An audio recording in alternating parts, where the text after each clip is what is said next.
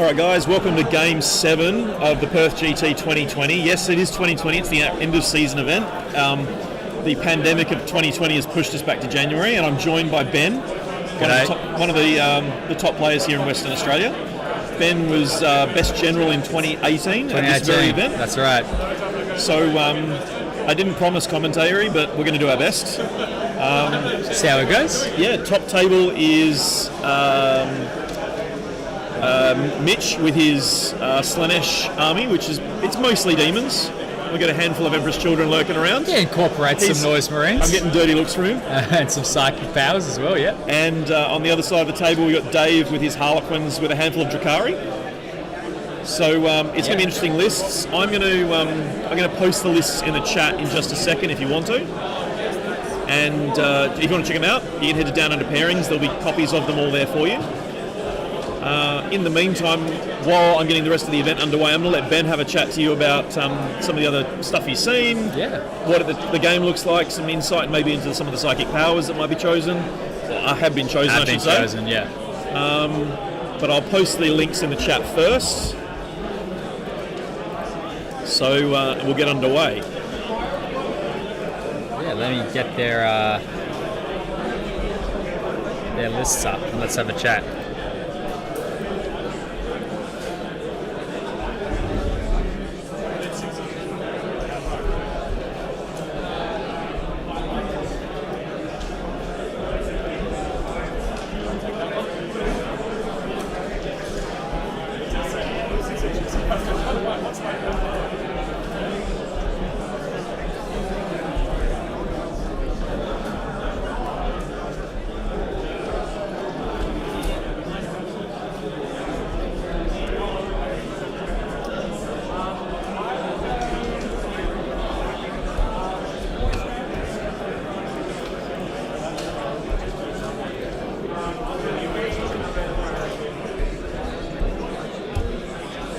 Alright, so if you head into the chat now, you'll have both of those lists available to you in the chat as we speak. Yeah. I'm just going to turn some of this stuff off so we don't get any lag for you guys. That's probably a better view for us. Alright, so they're just deploying now. So if you are playing along at home, the mission is Priority Target, which is pages 54 and 55 from the GT 2020 mission book. It's a good way to end the event, in my opinion, although the objectives look a bit weird in their placement. I just might want to double check their measurements. Guys, can you just double check the objective placements? Huh? Okay, that's good. I just wanted to double check. The objective markers don't actually move like on right angles, do they? What do you mean? Things move on right angles. It's part of the mission rules. I'll be back in a second. I'll let Ben take it. All right. So yeah, let's have a little bit of a chat about these two gentlemen's armies. We have Mitch Byrne, who is the captain of the current ATC team for Western Australia, of course, and he's playing quite a unique take on a Slanesh army with predominantly demons of chaos-based army with a very interesting twist. So if you look at his list, you can see he's taken the goddess herself, Shalaxi, queen of the Keeper of Secrets, and another Keeper of Secrets with the Exalted Reward for -1 to wound and shooting, which should be quite good against Dave's army. Dave has still quite a lot of shooting, although he's playing predominantly melee based Harlequin / Dark Order army, so there's a lot of shooting in it. So that could be quite effective. Then he's taken 60 demonettes to hold objectives, some fiends to lock stuff in combat, and then the quite the unique element of his army will be this unit of 20 noise marines. It's I thought it's 19, isn't it? Oh, maybe 19. 19 I don't think he managed the 20. That's right. Well, they're a little bit expensive, so sometimes if you need to cut some points, you'll probably cut one of them. But I think so 20 of them end up firing something like what? Well, they've got a double shot strat. Yeah. And I think they're 3 shots each base, aren't they? 3 shots each base, that's right. And there's some other strategies you can give them to get plus a strategy. Wound and plus 1 wound, veterans long war, +1 strength, +1 damage with an Empress Children specific strategy. Oh, that's true, yeah. Fantastic. And what he's taken as well, Mitch, is a Dark Apostle. which allows... Basically a chaplain for Space Marines, isn't it? It is, cast Space Marine Chaplain, which has a Emperor's Children again unique relic, which lets once per game you activate it, and for the entire battle round at the same time as you chant a prayer. So instead of the prayer, you chant the relic, although it goes off automatically, and you get rerolls to wound for every unit within 6 for the entire battle round. That's pretty. So your opponent's turn, combat, shooting, it's actually phenomenal for a. Now the restriction I thought the Games Workshop would put on it is that it's Emperor's Children only, and maybe they decided that Emperor's Children wasn't such a good chapter or legion rather. So they thought maybe we'll give them a bit of a buff. In my opinion, they may have gone a little bit overboard. As Mitch has very smartly done, he's taken advantage of quite a good stratagem and implemented it in such a way where it's valuable in both the assault phase with the Noise Marines. It doesn't affect the Demonettes, it just affects Emperor's Children units, but it's usable in both the assault phase. It's the Marines, free attack siege. Well, and it's still Emperor's Children, so they fight first as well, don't they? They fight first. They're still Marines, so they're chosen. So they have 3 attacks, 2 attack space. Still only 1 wound at the moment. Still only 1 wound. That is unfortunate, but a lot of attacks still in the melee phase. Obviously, a lot of shooting attacks. Their one downside, obviously, with the Noise Marines guns is their lack of AP. However, they do make up with that. They have 0 AP. Well, I was going to say the AP doesn't matter in this game because Dave's all invulnerable. In this game, no. In this game, not at all. I mean, they do ignore cover, which can most of the time make up for. Most of the time that is equivalent to a -1 AP. But even, again, it doesn't really matter. But against Dave specifically, he is quite lucked out that Noise Marines have a fantastic profile for taking out anything but Harlequins. Anything, But then stuff again, with invulnerable saves. Harlequins are like volume though. Yeah. So... Yeah. I'm not going to deny that it's a So Dave's deploying in basically the bottom right of your screen. Yep. And Mitch is obviously in that top left. Yeah. So it looks like Dave's sort of just getting his models out. Bikes on bases. But he'll be moving those jet bikes more onto his side of the board when Well, it's the same. The 2 keepers that were down the bottom of your screen obviously aren't meant to be there either. So. Yeah, exactly. Yeah. And the important thing with this game, I mean, we've obviously got a 3-hour time limit for the games today. This is a game that will be struggling. I don't want to end it prematurely. So this is a game that, within reason, I will let them run a little bit overtime to make sure we get an actual winner. I would hate to be in a position where we get to 3 hours and we're halfway through turn 5 and I stop the game. Absolutely, yeah. So both players are experienced. They know what they're doing. I suspect this game will go the distance though, because I know of one practice game. It didn't go well for Dave. Yeah. And I suspect that'll mean he's probably a bit more cautious. Yeah, these two players are obviously good friends. They've played before. Yeah. So, look, I'm going to say it right now. I was absolutely paranoid that we weren't going to have a 1-2 finish. Oh, yeah. Because we went into today with only like 5 undefeated because we just had a bunch of games yesterday that went pear-shaped. Yeah. And I thought, oh my God, I'm going to have a finale in round 6. Yeah. And then we got to round 6 and we had 3 undefeated going into that. So obviously we had pair up. And thank God Dave beat the pair up, which meant that we ended up with the 2 guys playing now are playing for 1 and 2. Absolutely. And this really shows a testament to the skill of these both players, being it's a 7-round event. 7-round events are not easy. No. So the last 7-round event in Perth was 2003. Oh, wow. That's quite a long time because ago. After 2003, we all went. I mean, I was in my mid-20s, and we all went, "Nah, this is dumb. This is dumb." Yeah. We went to 6. Yeah. So, it's definitely a testament for them both to actually have the mental fortitude to actually be able to play this high tier of game. If you haven't for this much, if you haven't played this sort of event, like I did LVO a couple of years ago, 9 games in 3 days. Jesus. And that is a long. That's a lot. It is a lot. But doing the extra game yesterday. Yeah. Getting 4, obviously the games, in theory, are competitive every game, but with the first round being random, and then you start that pairing process of brackets, which I actually really like, because we do get a scenario where we get a 1-2 finish, who deserve to be there. Yeah. It means that we get a position where that 4th game at the end of day 1. For you to be where they're standing, they have to have been on point for 12 hours of the day, more. Oh, absolutely. And I really like the fact that it's a testament to both of them. Oh, absolutely. Yeah. It's difficult. I mean, for people that aren't too familiar, playing Warhammer, it's 3 hours. Playing one casual game with your mates is fine. playing 2 back-to-back, it's can be a bit full-on, particularly if you're timing it. By the time you get game 3, most players will get to the bottom of 3 going, oh my god, I'm tired. Absolutely. And then to push through to 4, like there's an Ironman event here in WA in like a month. Yeah. Oh, yeah. That's going to, like 5 games in one day. Featuring Courtney's objective. Sanity. What's it? Tabletop Toy Soldier Cartel. So Toy Soldier Cartel have a Iron Man event coming up. That's just crazy. So I'm just going to share this link into Facebook because I know there's a bunch of people who wait for me to do that. Yep. So let's get that out there for them.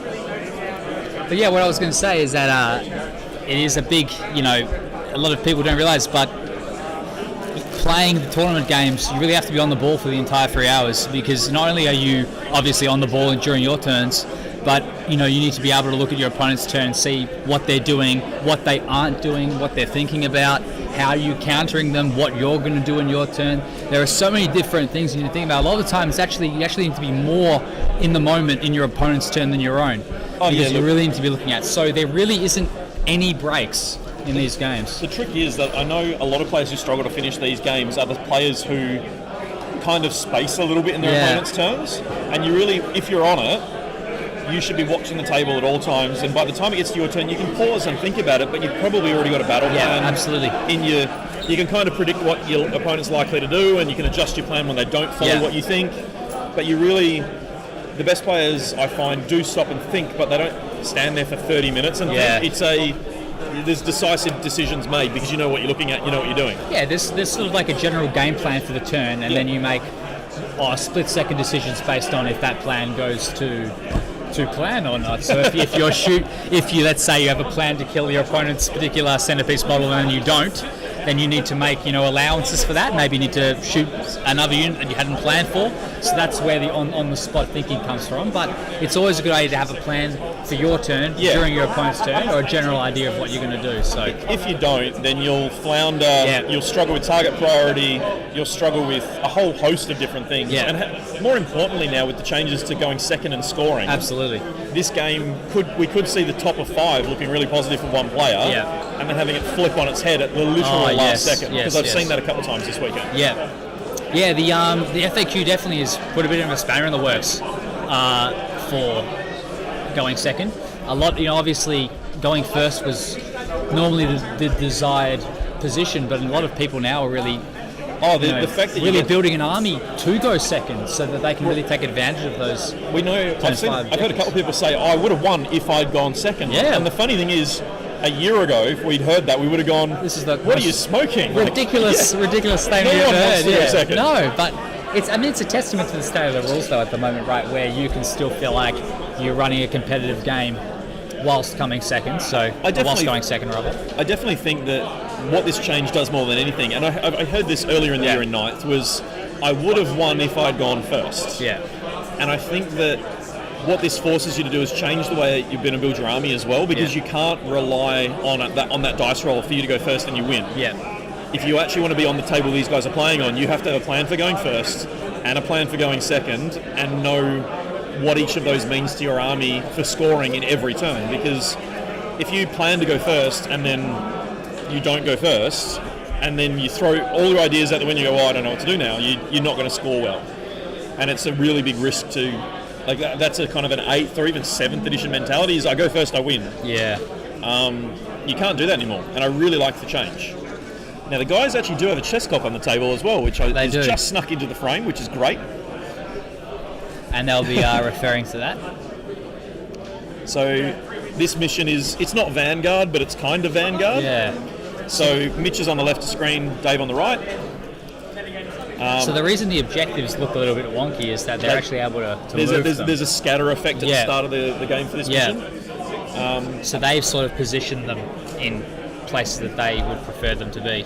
Now, obviously, when you actually look at the way these armies move on the table, Mitch has got a wall of bodies there that are, I think there's 40 cultists. Looks like the game has begun. Here we go. Clock's on. We just got I think they're swapping it for deployment at the moment. Oh, okay, which is good. That's the way you meant to do it. It is. You start thinking about how Mitch has got over 100 models. Like there's 60 demonettes, 60 demonettes, and then 20, 40 cultists and 20 nose marines. Or 19. Plus the assorted characters and greater demons and stuff. Yeah. And there's a couple of fiends as well from memory. Yeah, So he's got a lot of models. absolutely. And Let's have a... there is a level of mobility, particularly for the demonettes and the fiends and the keepers. Yeah. The cultists aren't really there to like they don't want to be charged by harlequins. That's going to end poorly for them every Oh, time. absolutely. I actually think this is going to be a game of chicken, because if the demonettes get to charge the harlequins will kill. Like they've got the volume to probably kill the harlequins. If the harlequins charge the demonettes, the reverse happens. Yes. Because the AP on their weapons doesn't matter. Yeah. The demonet's only strength 3. They're only strength 3, yeah. So Mitch declined to take a Herald of Slanesh or any way to buff their strength. So he's more using them as a sort of like people used to use Plague Bearers. It's a weird speed similar, bump. yeah. Not really as his core of his army, but more as just a relatively well-priced, tough enough unit that hits relatively hard as well. Yeah. You know, Demonettes, they still have 3 attacks or 2 attacks base. So unfortunately the camera, we couldn't quite get it high enough for the event. There's a bunch of jet bikes being deployed just at the top of the screen, which will no doubt be in the lines very shortly. Oh, yeah. I'm actually wondering how clutch those Reavers are going to be. Oh, yes. Well, the Reavers are fantastic at actually killing the Slanesh body, the Demonette body, because they, once again, they have only negative 1 AP, they have strength 4, which is perfect, And toughness 3. 3 attacks. And 3 attacks each, yeah. You know. So if the Reavers do connect, they will for sure clear out quite a few of those Demonettes. The other thing to think about, which I don't know many people would consider, Drukhari are always good at killing demons because of their splinter weapons. Absolutely, yeah. Now, there's 21 jet bikes there, but only 3 blasters. So there's 18 splinter rifles, which you go, it's 18. Space Marines don't care about splinter rifles. It's 36 shots that wound on 4s, and the greater demons will have a 5-up or a 4-up save. Yeah. And when you stack 3 blasters on that, that's potentially a dead keeper in like 1 salvo. Yeah, I mean, poison weapon is definitely any weapon that has no AP is the bane to a demon. Yeah. So because why am I bothering paying it for an invulnerable save at that point? So if you're capitalising on that, then absolutely. Look, even the Haywire bikes at that point with D6 shots. Oh yeah. Like okay, there's no armour, but you're not at that point. You can afford to use those Haywire bikes differently and use them as an anti-infantry thing. Well, the Haywire bikes are blast, so they're actually getting the full 6 shots per bike if they shoot in each. If they shoot into the Demonette units. So believe it or not, due to the changes in blast, the Haywire bikes were traditionally taken as an anti-armour for the mortal wounds. Are now unbelievably really good against hordes. Tyranid hordes, Demonette hordes, anything that's toughness 3. They're really good at clearing out. Obviously, toughness 4 creates a bit more of a problem. Well, Dave's also running shuriken bikes as well, which is it's something that I've talked to him about at length, because one of the builds I had was a unit of shuriken bikes with glaives specifically aimed as an aggressive opening turn. Yeah, it's all Haywire now, is it? Oh, you took them out. That's right. He took them out for the Reavers. All right. There we go. We should probably go have a look at... I've seen so many versions of this. Dave's one of my regular opponents. So I've seen so many versions of this. Very familiar, yeah. Maybe we should have a quick look at Dave's list. So he's running a Frozen Stars Battalion for Troop Master Shadow Seer. Then he's got 2 units of 10 troop. 10 players rather, and a unit of 9, and then 2 units of 9 players. And then two fives with fusion pistols on each. And then the solitaire. And then he has 2 Star Weavers to, I assume, take the fusion 5-man fusions. 1 unit of 5 Skyweavers with Haywires. 1 unit of is it 5? Yeah, 1 unit of 5. 1 unit of 2 Skyweavers with Haywires. And then he's taken the Drukhari detachment with 9 Reavers, Grav Talons, 9 Reavers again, and then a unit of 3 Reavers. Well, that's what we're doing now. We're doing them now. That was like 20 minutes ago. It was. We apologise. Everyone's been coming up and saying good luck to Mitch. Oh, is that right? Well, Dave, good luck to you, and Mitch, good luck to you too. Both of you, best of luck. So Dave's taken really taken advantage of the new points changes with the Reaver jet bikes coming down to 10 points. There's some discussion that could have been a mistake on GW's part. Obviously, nothing confirmed, but I definitely think the error. I assume once we get the new codex, we'll see that rectified. But for now, they're probably one of the best choices in the game for the points that they are. 10 points for that stat line, which toughness 4, 18-inch move, 6 inches auto advance, Really good stats and really, really cheap. 10 points, nothing to scoff at. A cultist, for instance, is 2 cultists are more expensive than 1 Reaver jet bike and significantly worse. So I still say the Death Riders of Krieg make them all look silly. oh, but, of course, Death Rider Krieg makes everything look silly. Yeah. So so Dave has a really good army for because Mitch previously played against a Harlequin player and did quite well against him. I think the difference of that player is that previous player was taking a more anti-armor army, whilst Dave has really gone for a more anti-infantry army, which I think as the way that the tournament's set up, we've got a lot of demon players doing really well. We've got Necron players that have done really well, and other people really, like the top tables have all been predominantly infantry or infantry-like armies rather than highly mechanized, which, in my opinion, is quite weird, because obviously the changes to bring it down would sort of suggest that you would want a high level of vehicles, because vehicles are fantastic.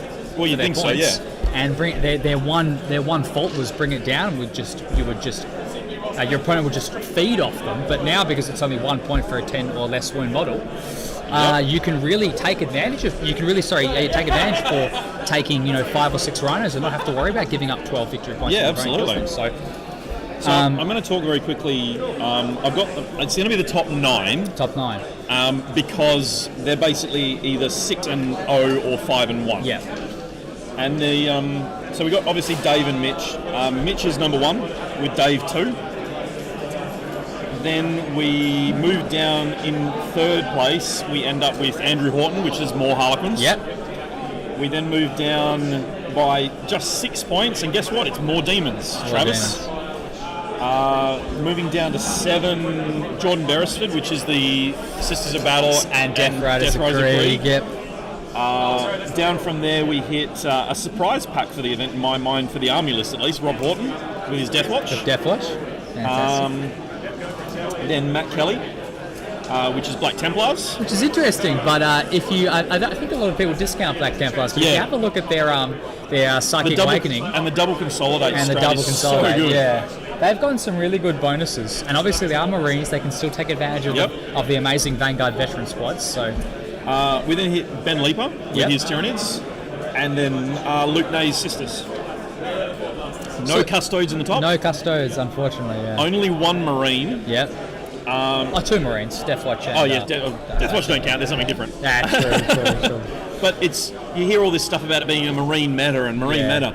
And I know WA's always fucking weird because that's kind of our thing. Yeah. But at the same time, the Marine list that we have didn't really sort of clear the early parts of the event to get the wins on the board quickly enough.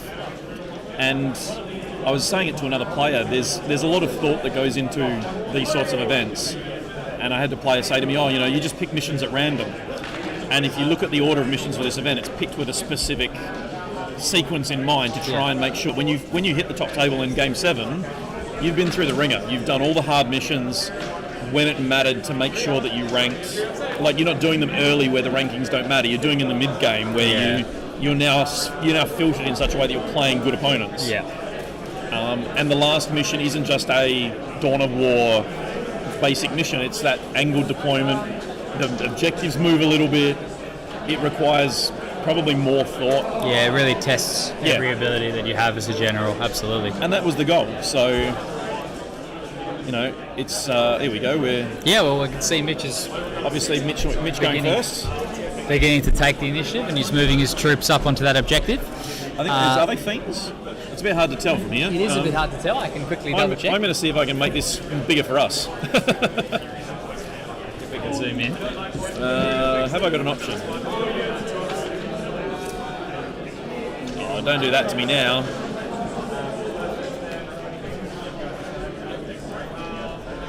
Let me double check what's going on.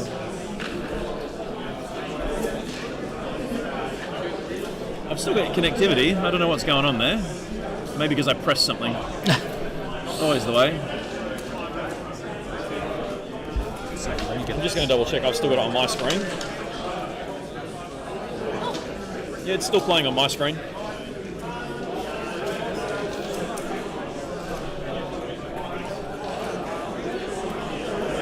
So they're actually so we have they're Furies in the middle. Furies of in the the table. middle, yeah. I found the button, and now we've got a full screen. So Oh, there you go, fantastic. Yeah, so we have Furies. Oh, so he's actually decided against that original decision. There you go. What we can see that's advanced on the right-hand side There's a are couple of some Fiends. Fiends, which look like they want to try and get into those jet bikes. Jet bikes, as we discussed, are very good. However, their points. However, they still only are 4 up armor save, 2 wounds, toughness 4. They've got a 6 up Fiona Pain. They do have a 6. That is true, but they're not particularly the no. toughest things in the world. The Yeah. only problem with using Fiends for them is Fiends can stop you falling back unless you have Fly. Yeah, unless you're fly, that is Which right. The jet bikes don't care about. They have Fly, obviously, but Yeah. they're a great way to stop Harlequins buggering off. Yes. Because the Harlequin troops essentially have the Fly rule without actually having the Fly keyword. Yeah. So locking down a unit of Harlequin infantry early in the piece could be really vital. Even if it costs the Fiends in the short term, it could be a really beneficial boost for Mitch to stop 10 Harlequins. Absolutely. That is really loud. Yep, I just heard that. And just making sure. It's Yeah, I've got it on my screen here as well. And now looks like Mitch is moving up his noise marines to see if he can get a good angle or a good target to shoot with. Now, just so you, again, because of the angle, the 4 buildings that you can see, the bottom left, top right, and then the 2 that form I suppose an X left and right of the objective are 9 inches tall, so they are all obscuring ruins. And then the Top 2 and bottom top ones. left and bottom right, and then the 2 in the middle that are top and bottom are 4.8 inches tall, and So thus just not under the obscuring, front. Just not obscuring, that's right. but they are all solid.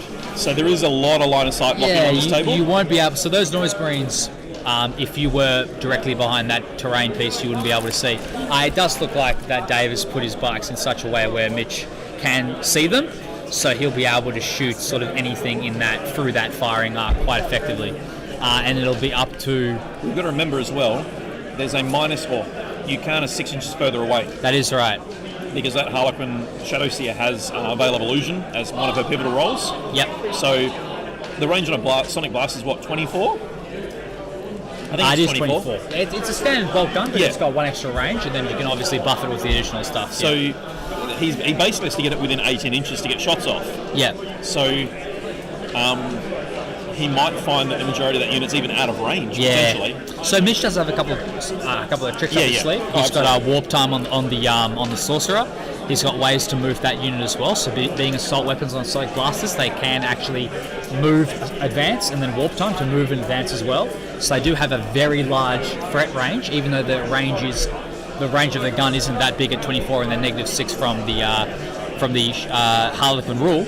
He does have quite a bit of momentum. Now, unfortunately, that relies on you actually passing warp time, which, I don't know about you, but in my experience, psychic powers are not that reliable. If it's anything like Twilight Pathways from a Harlequin, Yes, it's, a 6 plus the cast turns out not that easy to No. cast, and especially not when you're relying on it to cast it. Yeah. And with the downside being quite bad, because you bet your button that those noise marines will be Dave's number 1 priority target for his the when it's his volume turn. of fire, they Yeah. need to die. Absolutely. And it's funny. And Dave definitely does have the tools to do that. Well, we should also add, Ben's a long-time Chaos and I Minion am, player. I am. And I'm sitting on the pointy ear side. So This is actually a fantastic we commentating team, to be honest. actually know what I played a lot of Harlequins in Yeah. 9th edition now, and I think with pretty good success. Like, I haven't dropped a tournament game yet. This list is, it's similar to what I was already building. I was running more foot than bikes, but I think he's done the right thing putting the bikes in, because I would have. Yeah. The trick now is going to be how I want to know where the combats are going to take place, because obviously this is the pivotal turn is probably 3 in my mind. I would at the moment. agree. I would agree. That looks like he has. So what it looks That like was he's done warp now, time? that is warp time, and he's moving his guys up to get within that 18-inch range. I mean, from my look, it doesn't. That's going to be in range for sure. Yeah, but he may not get as you described before. He may not be the entire squad. However, hopefully the majority of them can get into range. Yeah. Well, you've also got to remember that now you can't advance with warp time anymore. That's a big change, because they changed the targeted. Is that true? I didn't know that. Yeah. So in the new FAQ, Oh, lucky I'm not playing today. same for Twilight Pathways. So it's a fair trade. So is this in the most recent FAQ? Yeah, so they Fantastic. changed it where if you count as moving as if it was the move phase, that counts as a standard move. A normal move is the right phrase. Of course. So you can't advance anymore. Okay, fair enough. So that actually slows down some of the shenanigans with Harlequins, where you would move 8, use a stratagem to auto-advance 6. Yep. And then in the psychic phase, move 8 and automatically advance 6. the stratagem and all of again. a sudden your foot troop has just covered 28 inches of the table and can still charge. Which is pretty insane. It is. Or the bikes were even... Okay. Or even worse was the Skyweaver jet bikes doing 44 inches and then charging you. Yes. It was just insane. So I don't mind that as a change because it feels like it creates a more tactical choice for that spell rather than it just being I'm going to cast it every turn because why not? Yeah. So I think that's a discussion we can have about the FAQ because I think by and large it's been great. it has been. Yeah. So I think the point of the FAQ has just come out. Excluding the points cost where there has been a couple of problems, the changes to the core rules have really tried to create a situation where everything is viable. We talked previously about the changes to bring it down, where now a vehicle army has become more viable. While we stand we fight, the change to that being units and now instead of models actually means that this while we stand we fight being often a Just secondary an that people just always took, you now really have to think about. So I feel like the FAQ that came out, although it was a little bit out of the blue, not wrong. has actually improved the game overall, I think. But the problem is I think the secondary changes feel like they're half done. Yeah. I feel like engage on all fronts is an easy fix. Yes, yeah. And I think that deploy scramblers Yeah. is another one that just... Deploy scramblers, it's probably the best secondary in the game. You really can... It's almost an auto 10 points. Yeah, often you can basically take 100 points of your army in one CP and just outflank a unit turn 2 and unit turn 3, and that's the easiest 10 points you're ever going to get. Absolutely. Yeah, a lot of the time people will not even bother using stratagems that allow you to shoot a unit that comes because on from reserve. who cares? Because it's often a 5-man, a 10-man Colchis unit or a 5-man Pathfinder unit, or something that really you're wasting points I do it and with time even shooting. I do it with a 5-man Harlequin squad. Yeah, exactly. No upgrades. Yeah, no upgrades. You can use it with like a 5-man Dire Avenger squad, a 10-man Guardian squad, a 5-man Cablite Warrior squad. Really just something extremely cheap. So my proposal for scramblers, let's see how you think of this. All right. Make it worth 15. Yep. Make it 5 points for succeeding the first time, 10, obviously 5 more for the second, 5 more for the third. Yep. But you don't complete the action until your next command phase. That's an interesting change, that is. Because I think that at the moment, I start it, I finish it. I start it, I finish and it. there's no interactivity with your opponent, right? And that's what I think is the problem. But if you made it...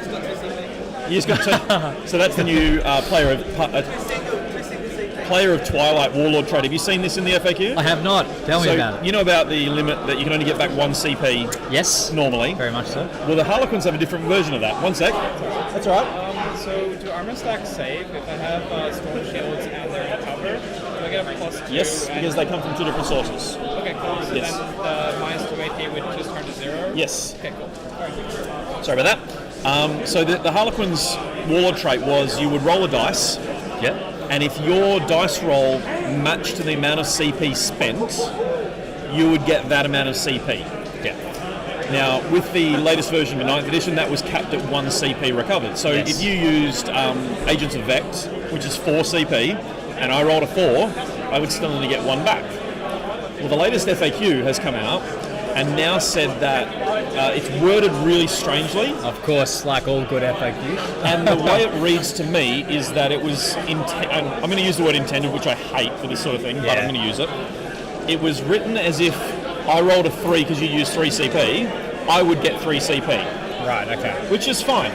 But the way they've actually worded it means that there's no cap on me getting CP back. You know, normally you can only get 1 back. Yep. Harlequins can just keep going. Fair enough. So what you end up with, I'll get the wording here for it and I'll read it to you because the limit of gaining or refunding 1 command point per battle round. The limit of gaining or refunding 1 command point per battle round does not apply to any command points gained via this Warlord trait. Ah, I see. Which means that not only can they get 3 CP back from a 3 CP stratagem, but they can keep rolling it in the same turn giving it a red hot again go. and again and again and again. So if you start the game with 12 CP, now most Harlequins will start with 7 or 8. Yep. All it's going to take is for your opponent to use a couple of stratagems like Dave just has there, and he picks up 2 CP in 1 turn for nothing. Yep. And when you you can still keep going. Yeah. and that's it. And then on top of that, I mean, there's a combo for most Harlequin armies where you end up with +1 to wound, +1 to your damage characteristic, and you can fight and then fall back before your opponent gets to fight back. okay, yeah. But it costs about 6 CP over 3 stratagems, 7 CP over 3 stratagems. You can now roll for each of those and potentially get back 2 or more CP from that interaction. That was just huge, yeah. So all of a sudden you're doing more damage, more reliably, and not getting attacked back for less cost. That's significant. It's a significant buff, yeah, And for sure. I feel like the wording in the FAQ was intended. It was intended to be, hey, if you roll a 2, you get 2. But the way they've written it is, hey, you can keep rolling forever. And Because the Warlord trait is not used for the restriction in the rulebook, absolutely. it's and like I was talking to Dave pre-event about the Warlord traits because he knows I play Harlequins. Yep.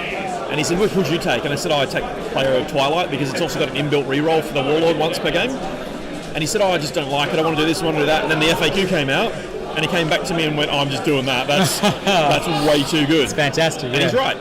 It is very good. So you can see Mitch is rolling an absolute monstrous amount of dice here. I think this is Noise Marines at this point. Yes, Noise Marines. I would assume so.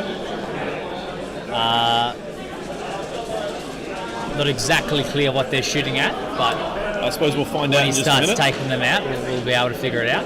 What's It's it- always a bit difficult for us commentators to really Yeah. exactly see what's going on with the first couple of turns. Well, particularly since we don't want to be in a position where we'll have giving anything to the opponents in That's terms right, of our own directly ideas and influencing strategies. it, yeah. It's also strange because we've actually got this monitor set up, a meter from the table, Yeah. and there's a delay There on is the a monitor. slight delay, yeah. Unfortunately, but More Very CP. more CP. 4 CP in turn 1. That's how good that Warlord trait is. well, if you won the game by how many CP you had at the end of it, Dave would be yes, the grand champion a long time ago. But The thing is, though, it means that all his pre-game stratagems are now free. that's true. Yeah. He's now back to, I think, 10 CP. Like he's at the point where the pivotal rolls he took and the extra relics are essentially free. Yeah. So this is definitely Noise Marine Fire coming in. Yes. And it looks like Reavers, to be fair. Shooting at the Reavers. Yeah, it's a bit difficult to see on the monitor.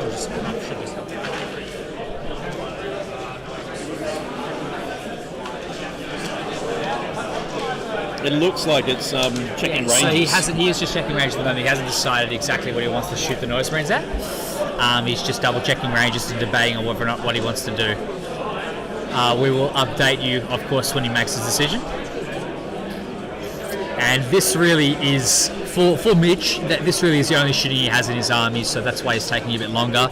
Obviously, he has plenty of time on the clock still. He knows how to manage the clock. He's done it a million times before. And since this is his only shooting, it's really important for him to make sure he's targeting exactly what he needs to target. Yep. Got him. So, Bruce squad, Guardian Joe. So as I said, they're just discussing what they want, what he wants to shoot at, what he feels like is the best idea, what's in range. It's hard to put a finger on exactly what I would do in this situation. I think there's a lot of very good choices. Whether or not you want to kill the bikes that threaten your demonettes, the Harlequin bikes being, whether or not you want to kill the troops, which are what Dave uses to hold objectives, whether or not you want to kill the Reavers, which threaten a lot of Mitch's army, including the Noise Marines. So there's a lot of very good choices that Mitch can make here, but we just need to see what choice he's going to make, and then we can talk about the repercussions of that decision. And here he is now, in the corner. Should come up on your screen in a moment, of him actually rolling those dice, and we'll see how many, what he's targeted and what he's killed.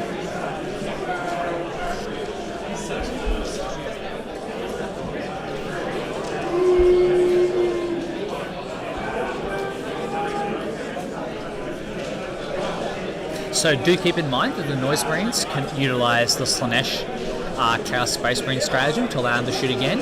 So Mitch can fully fire this unit, and then after seeing what they kill at the end of the shooting phase, shoot something completely different, or the same unit again.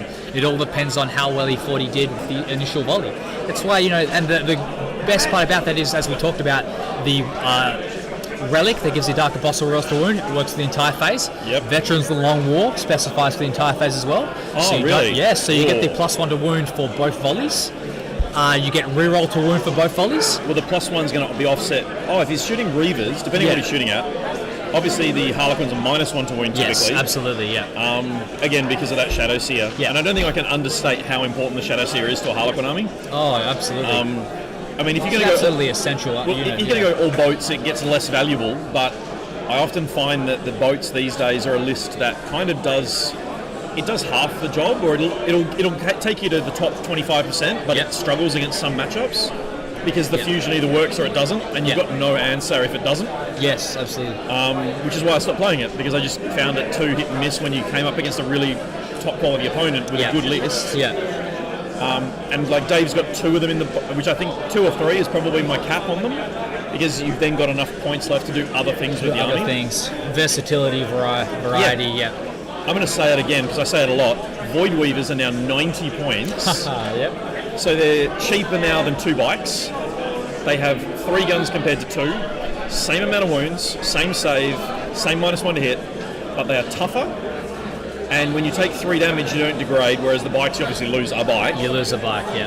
In combat, you're dealing with 3 strength 5 attacks compared to 6 strength 4 that are neg 2 damage. Yeah. So slightly worse in combat, But they're still hitting on 3s. This is a vehicle that hits on 3s for crying out loud. yeah. The Void Weaver, in my mind, does things for the Harlequins that nothing else does, unless you're Yeah. willing to run allies. Yeah. And at this point in time, are you going to take Craft World? Probably, and we've got Andrew, who's on a table just to our left, Yeah. who's running Shining Spears to good effect.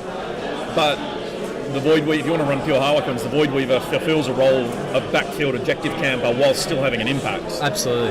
And it's 3 more units on the table. I run 3. So I've got 3 units of bikes and 3 Void Weavers, which means that you can be in 6 places. If I took 6 more bikes, I have to add them to the existing units, which actually doesn't benefit me necessarily. Yeah. So I do find a few people still poo-poo the Void Weaver, but I think if you look at it from a tactical standpoint, there are opportunities it presents for you to be in more places while applying the same amount of pressure. Yeah, fair idea. Absolutely. So what's happened here is that Mitch shot the noise brains into the Harlequin bikes. We've seen some Harlequin bikes die. We've Doesn't look like he's killed that many by my count. There's only a Looks like couple he's there I can killed, see. Yeah, and it looks like he's killed 2. And now he's moved into the combat phase and charged the Reaver jet bikes. That was a decent charge. Which was quite a big charge with his Fiends of Slanesh. And these Fiends of Slanesh they've got quite good combat. Do they should get plus take 1 to out. charge as well from memory? No, they do not. Or is that only with the... Only with the Instrument of Chaos, okay. which they don't have. But so it was a pretty good roll here. There are a couple of other Slanesh armies in the room that were getting plus 1s earlier, Yes, but I know yes, Mitch yes. is that little bit different. Yeah. So his Demonettes will get plus 1 to charge from their instrument. Yep. But yeah, the Fiends of Slanesh don't have one, so they're just charging on the base value. And it looks like, as we talked about, he did roll high enough for that. I think he's just trying to get the bases in to make sure that the combat's measured correctly. Yes, yeah. So Because those Reavers are painful. they are. So unfortunately, no matter how big the actual bike itself is, you do measure to the from base. Yeah. So it can be very handy if you don't glue your Reavers on. So in a situation like this, you can take them off and make sure the measurements are correct. Exactly. They're in where they're supposed to be. And I'm really conflicted by this because the hobbyist in me just winces at the idea of taking my painted models off to measure to a clear stand. Ooh. But at the same time, from a practical standpoint, particularly at this sort of game, I would rather them measure accurately and effectively than not. Yeah, absolutely. So, and we'll update you after. So I think this is a. I think this might be Overwatch. Is this Overwatch? Thomas? Combat. So it doesn't look like Vince Slanesh did much damage, if at all, to those Reaver jet bikes. So now the Reavers themselves, like we said earlier, they're okay at combat. They're great screen clearers. Yes, absolutely. They've also, if they get to charge, they get their impact hits with Grav Talons, so they deal mortal wounds. Yep. And there's a few. Did you know a unit of 9 Reavers with 3 blasters and Grav Talons can kill the Nightbringer in 1 turn? Wow. Oh yes, of course, because they walk over them in the they deal damage in the movement phase. Yes. And the Grav Talons, this is a really important thing that most people seem to miss. Grav Talons happen in the charge phase, not the combat phase. Ah, I see. All right. Because it's done after you complete a successful charge. And obviously, when you find out if you completed a successful charge, in the charge phase. The charge phase. So, not for them, only for Incubi. It's called Onslaught for Incubi, from memory. It's called Onslaught for Incubi, but I don't think they do. question from the gallery there. Question from the gallery. That's indeed. So yeah, Yes. you use eviscerating flyby for 1 CP, and that does a mortal wound on a 6+ for every unit for every model in the unit. So you get 9d6 fishing for 6s. And then in the shooting phase, you've got 3 blasters and 6 splinter rifles to shoot at the Nightbringer. Then in the charge phase, you get 3 goes at a 4+ roll to deal mortal wounds. And then in the combat phase, you get 3 attacks a model. And with a cap of 3 per phase, the chances of getting 9 over those 4 phases are actually pretty good. Quite high, yeah. So it's an interesting one because the Drukhari really struggle, like Tau and a few of the other lists, to deal with Nisatan because of that wound cap. Yeah. The Reavers are actually a good answer to it. And bizarrely, Hellions as well. Because you can use eviscerating flyby on Hellions. Yes, yeah. Come on, 17-point Hellions, be good. It's not going to happen, but be good. Yeah, At 10 points, they might be worth it. At 10 points, maybe, yeah. Yeah, so Mitch, it's now Dave's turn. He charges Finn to Slanesh in. Doesn't look like he killed a single bike, which is a little bit surprising. Dave, in return, forward back. Looks like he What's killed... the AP on a Fiend? I couldn't tell you. Are you a demon player then? What's going on? I don't, Jesus Christ. I don't want to say something that may or may not be true. So Right, let's... I will look it up while Let's let's make sure we're 100% accurate. using my wonderful Warhammer 40k app. Yep. I will add Provided by GW. No this. advert This is not intended. sponsored. I'm paying for this shit. Not so, a sponsored page. Not a sponsored post. That's right. Where are we? Let's have a look at Demons. this stat line. What are they called again? Fiends. Fiends of Slanesh. That's the one. These are in a different book, aren't they? They are in the new chapter Are they approved, in, right? Are they in Engine War? Were they released in Engine War? I think they were. Yes, Engine War, Saki Whacking Engine War. Yes. Always the way. Because Let's have they've a been look there. updated since the Codex came out. Yep, here we are. Here we are. So what do we 5 attacks hitting on 3s, and their claws are -1 AP and 2 damage. So should have. And on a 6 to wound, it's -4 AP. So, Yeah, so quite interesting they didn't actually manage to kill any Reaver jetbikes. well, I'm in just those combat wondering, attacks, but were the Reavers killed then? Did you? You didn't kill any Reavers? None. Yeah. It's alright. Wow. So yeah, Okay. so it looks like So, yeah, 10 attacks and no wounds. 10 attacks and only 1 hit apparently. So a little bit unlucky on Mitch's A little part. bit unlucky. Jesus Christ. Wow. I'd be worried driving home at this point. It's true, I don't want to be too extremist, but yeah, it's a lot unlucky. And then in return, probably a lot unlucky on Dave's part to do so much damage. So 7 damage worth of wounds. Yeah, they're 4 in wounds return. each. So And they've got a 5-up invul, obviously, Yeah. for being... that's right, being a demon. hang on, it's actually... Oh no, so you can choose to use the tail if you want to, but you don't have to. Just 1 attack up. Yeah, the yeah, it tail, is. yeah. So very disappointing, but live you learn.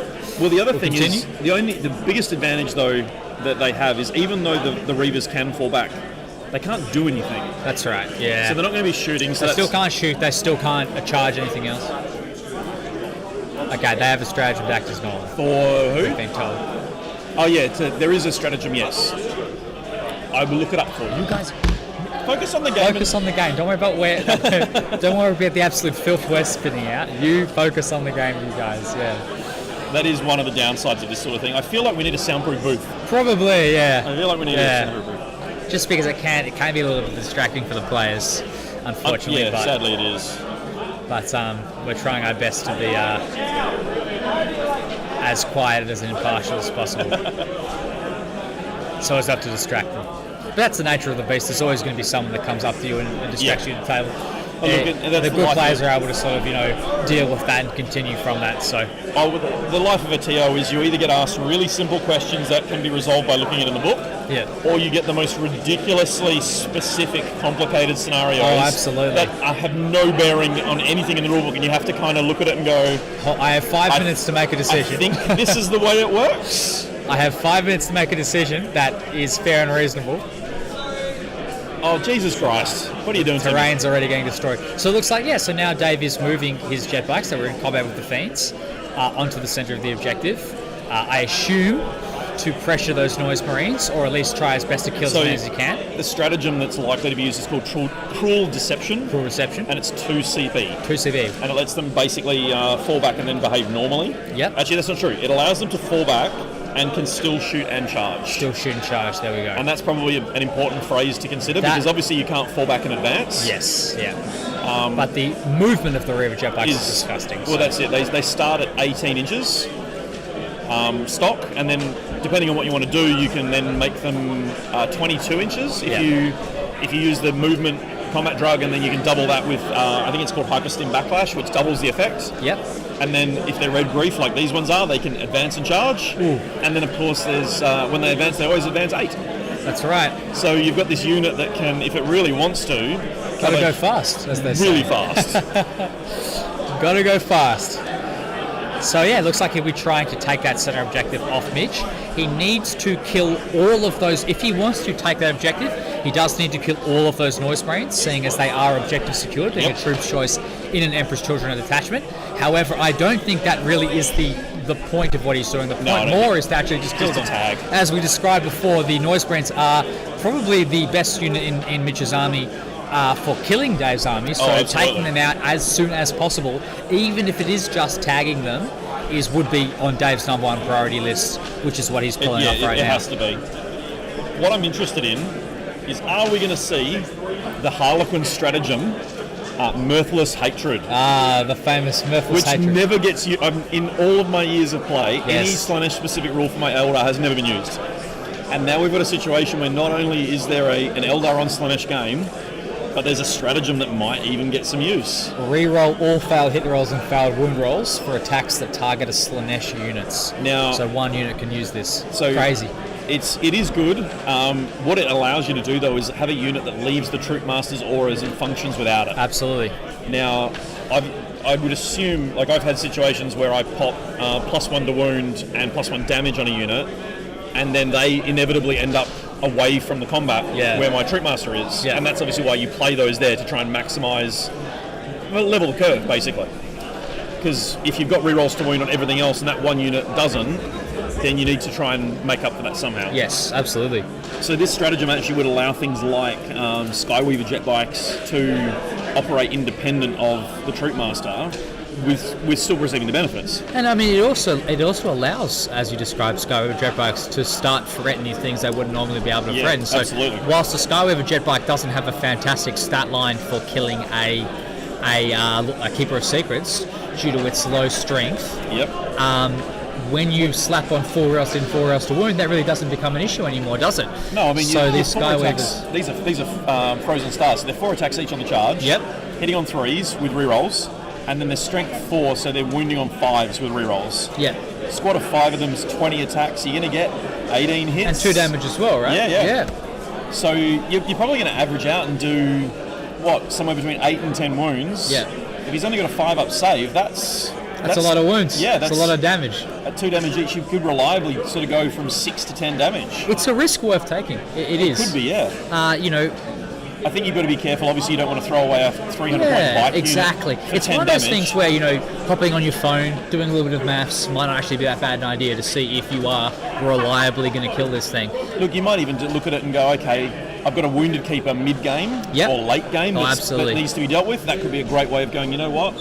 It needs to be dealt with, even if it costs you the bike unit and the command point. Yeah. That could still be a really relatively successful trump card for mid-game to stop one of those keepers supporting the army the way it does. The other thing is it also allows a unit such as the 10-man troops to go into a unit of demonettes and instead of maybe rolling bad and failing to kill them, they will really guaranteeing now that what you need to do is going to happen. When you've got 50 attacks with full rerolls, it doesn't matter what you are, you're probably going to have a bad day. Exactly, yeah. So we've got a comment here from Banana Rama, which I really love. It's Ben Anna Rama. Oh, is it? Fantastic. Saying thank you for the conversation, really enjoying it, keeps him engaged while the game goes on. Fantastic. Thanks for your support, man. Thanks for your support. I'm going to point out this was something purely, and I didn't realise when I did it.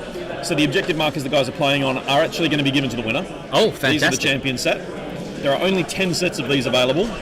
This is the second last set that we're going to be giving away. Okay.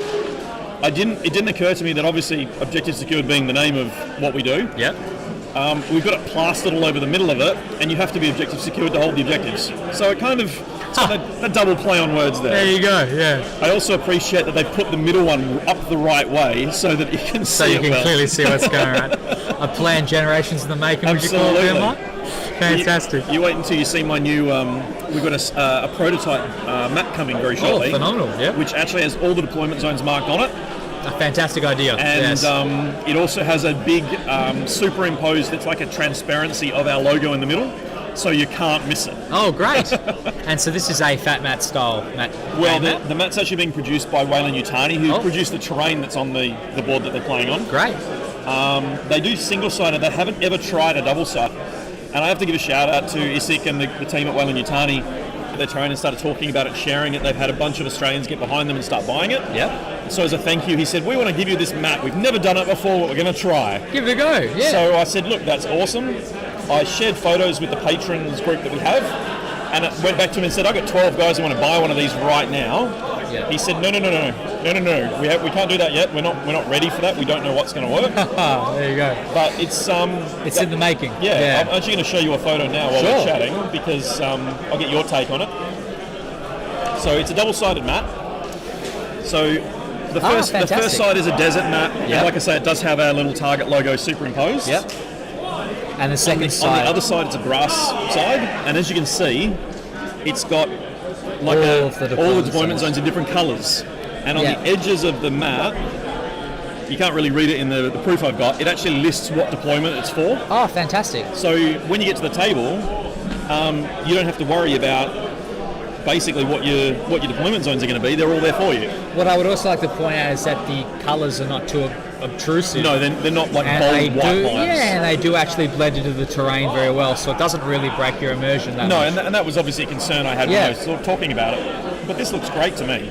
Absolutely, I I might agree. be concerned. They've got a snow version of this, Yeah, and I suspect that the lines might be a little bit more apparent on that white background. on the white background, of course. But they said to me, oh, you know, pick two that you like out of these five, and there was a lava, a desert, a snow, and then sort of the rocky one that I picked, and then the grass one. And I think Yep. once we've got them, we'll take some photos, we'll share them on the Facebook page, we'll get some people to come around and play some games and check it out in person, Fantastic. and then we'll tell Isik he needs to ship a bunch from Turkey over. And they'll be ready to go, yeah. Yeah.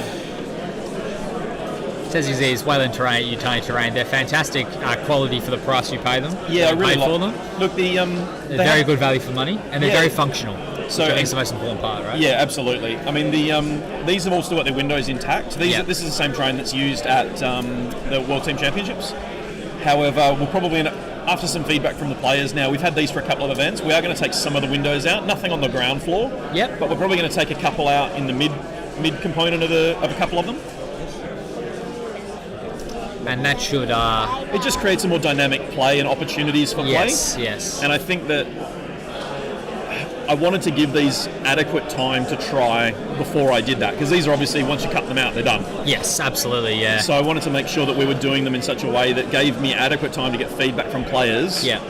And while there have been players who've just gone, no, leave them in, I think by and large it creates a more interactive experience by taking not every window above ground floor out, but the odd one, just to create some interest on the table, where occasionally you'll have line of sight where you go, oh, I can shoot from here. If I move my squad here, I now get better line of sight. It sort of gives, you know, the problem with having the blue blocked off terrain pieces is it sort of gives you a choice between. Oh, sorry, it takes away the choice between getting terrain and getting cover rather, Yeah. and being seen, or the getting cover and not being Yeah. seen. So now, when you cut out the windows, you really have to think: would I prefer to be a little bit further back and be blocked, Yep. out of line of sight, or would I prefer to be in the terrain piece with cover, but actually being seen? Yep. Which can, you know, depending on the angle of the shot, can make a difference. Yeah, look, and I mean the OTP terrain we've got, most of those are at least one. I actually spent some time during the gap between round 2 and 3 yesterday blocking up a few of the windows. Yeah. Where, unfortunately, because of the way the sets are assembled, we did end up with a couple of buildings with no windows blocked. Yeah. Which was a problem. And as soon as a couple of the players identified it to me, we blocked them up straight away. Yeah. Which has, I think, made day 2's experience better. A lot for few better. players. Yeah, great, fantastic. But that's, And that's the idea, like, you know, we nothing- try and learn from the players and listen to the players. Yeah, absolutely. So it looks like now. So we've got a few more comments coming in now. Oh yeah, fantastic. Clayton says, looks like the Demons are holding a lot of primary objectives. They are, yeah. It's definitely a strong position for them, but I think you can't really write them out just yet. I think the way that the Demons actually, in my opinion, win this particular matchup is by taking the board early, taking that primary early, and just holding it for as long as possible. Yeah. And the way that the Harlequins would then win is if they can kill the Demon models off those objectives in enough time to then offset the amount of primary they were losing attempting to do that. So if Mitch is able to score 45 primary by turn 4, then it'll be a difficult uphill battle for Dave. But if Dave's able to get them off by turn 2 or turn 3, then that's a much different story. See, the idea with obviously that's probably Mitch's plan. It's certainly the way I'd be playing it.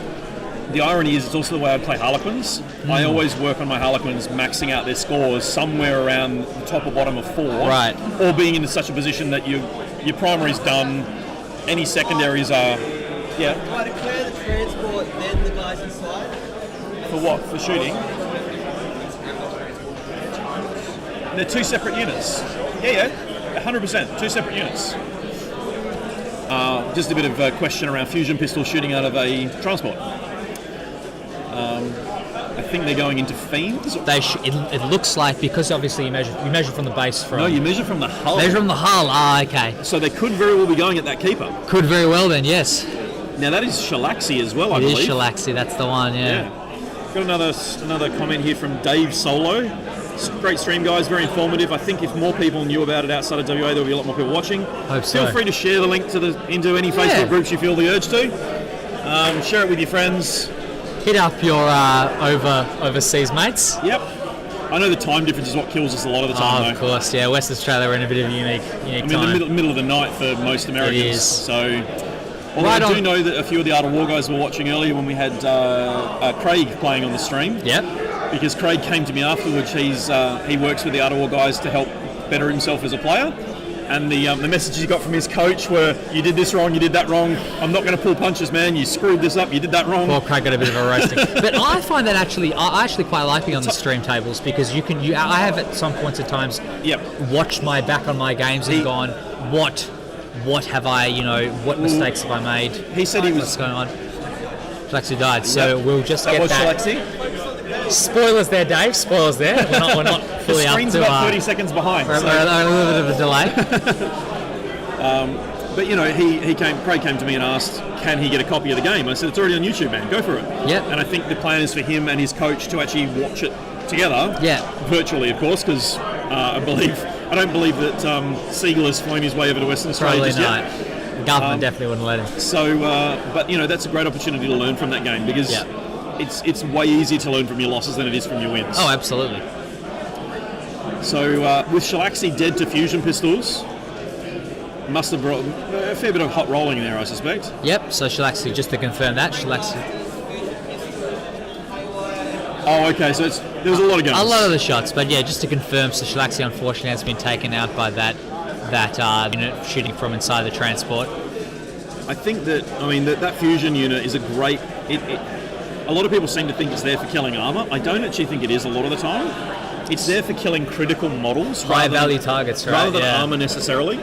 I mean, you could have a Defiler in this list, and Defilers aren't terrible now with the points changes and whatnot, but you could put any Demon engine into this list and you'd probably still pick Shalaxi to kill because it has a more critical role within the force. Oh, absolutely. So, being the majority of the Harlequins, strength 3, Shalaxi has an inherent neg 1 wound on her, and as we all know, there is a much bigger difference between winning on 4s and winning on 5s than there is winning on 5s and winning on 6s. If you're winning something on 6s, it's effectively immune to you. The strength 3 Harlequins couldn't actually hurt her. Yes. Toughness 7 means they can't even hurt her. That's right. And when they have the strength 4 or the strength 5 weapons, they're winning on 6s. Yep. So that's a very good point. So it comes from the Shalaxi being literally immune to various models in his army. Too potentially vulnerable, because 50 attacks that can't wound you are way better to face than 50 attacks that can. Exactly. Yes, who would have thought that being immune to something is better than not? So it's one of the few times in the game that -1 to wound exists, apart from the Shadow Seer. But of course, everything's toughness 3, so unless you're strength 1, it doesn't come into play for Harlequins. But when you've got a toughness 7 model, That's It's going to be quite abusive. It definitely it's can. a big deal. Shalaxi is quite a good model. If you're wondering at home, even though Mitch has lost a very critical model, I would say, to his army, as long as those noise marines are in tip-top shape, he's still in it. And as we described, as long as Mitch can pull on the primary, he still has. So if we look... I'm assuming those Reavers and those Skyweavers in the middle of the table are about to perform a charge. I believe so as well. But from what I can see, Mitch is still, as long as those noise marines, one man is alive, he's holding that primary, he's got another Keeper of Secrets that should, unless he rolls as well as he did with the Fiends, that should be able to move up from the bottom objective and assault those Reavers and kill them on the centre objective. You would assume that he's going to get 10 points for primary, almost guaranteed at this point, in turn 2. And then, like you say, that big unit of between the Furies and the Demonettes and that bottom ruin, moving straight onto that central objective, that actually just becomes a big storm of combat, because you've also got the Harlequins on the top of the screen in a mirrored position. So, unfortunately, the top of the camera is cut off. We're missing a tiny bit of the top of the frame, sadly. But what's going on up there is that the Reaver jet bikes are attempting to charge the Demonettes on that objective. And they will be trying to take those Demonettes off that. You can just see a couple of bases poking you off can the top see of the Demonettes sort of snaking their way onto that objective, and you can see one Reaver jet bike base up there. The new camera frame I ordered didn't get here in time, because the world being what it is at the moment. Of course, it is unfortunate, but I think this gives a pretty decent representation of what's going on at the moment. So we'll hopefully be able to continue giving you info. Clayton says, rooting for the Eldari to win, though, as someone who owns Reavers. Well, cheers, Clayton. Dave will be very happy to hear you say that. Well, he was very upset that no one had come and said, good luck. Everyone else is doing it with Mitch. The funny thing is, I'm the TO, so I can't even say it, because then it looks biased. Yes, so. Of course. I wish them both good luck. That makes me feel better, because now it's from both of us. Although I should point out, Mitch is also a very good friend of mine. So yes, of course, both of them. It's always a struggle as a TO when you've got so many people. I mean, I've known the community now for many years, and then been a TO. Since 2003, you described. 2002 was the first tournament. There you go.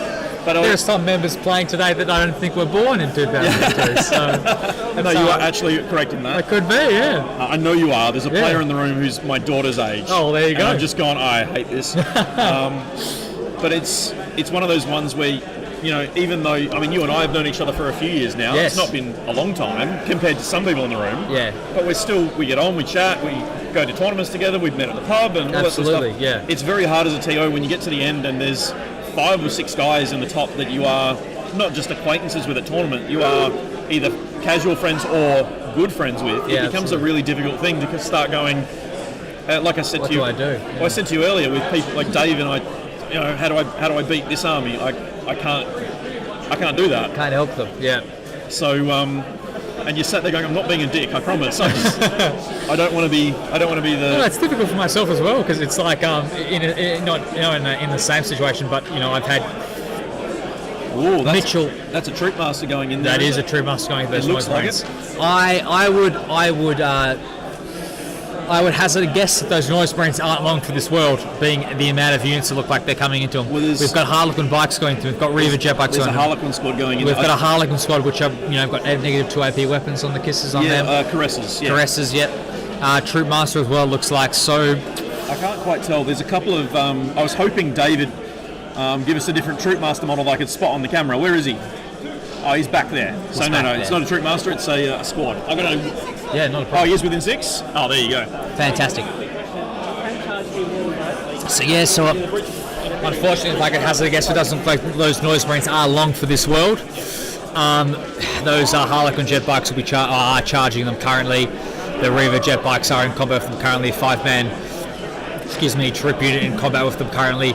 So as we described, he only needs one of them to hold that objective, or actually no, not anymore, because now that those Harlequins are objective secured, he needs quite a few of them to live. He needs more of them to live than Dave has miles on that objective. So the other thing to think about now, though, is the interrupt strategy.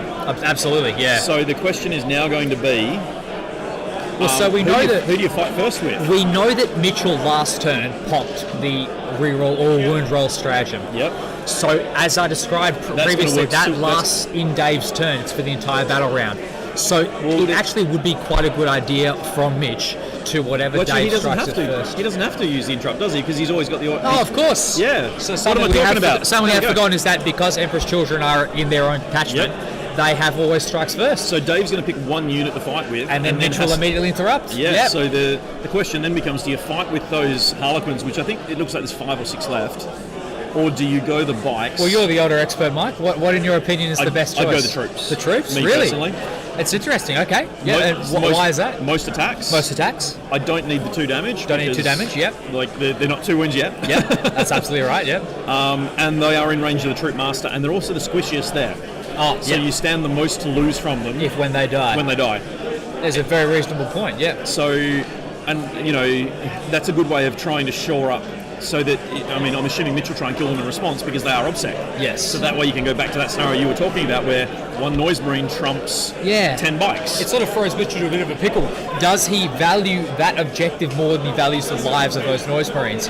I would say from my experience that he probably values the lives of those noise marines more because those noise marines are quite good in combat still.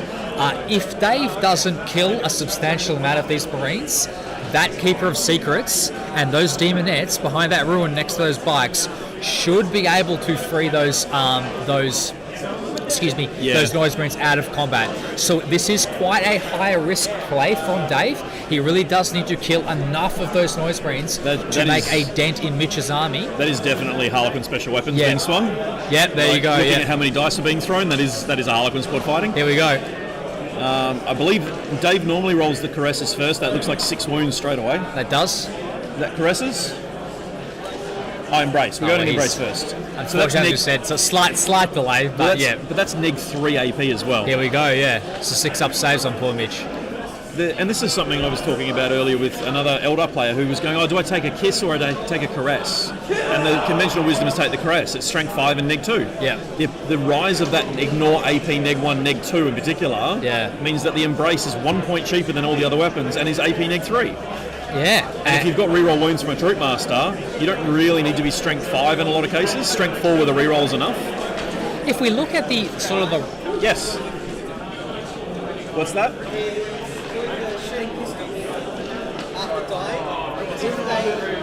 If they kill anyone model, do I get service? Yep.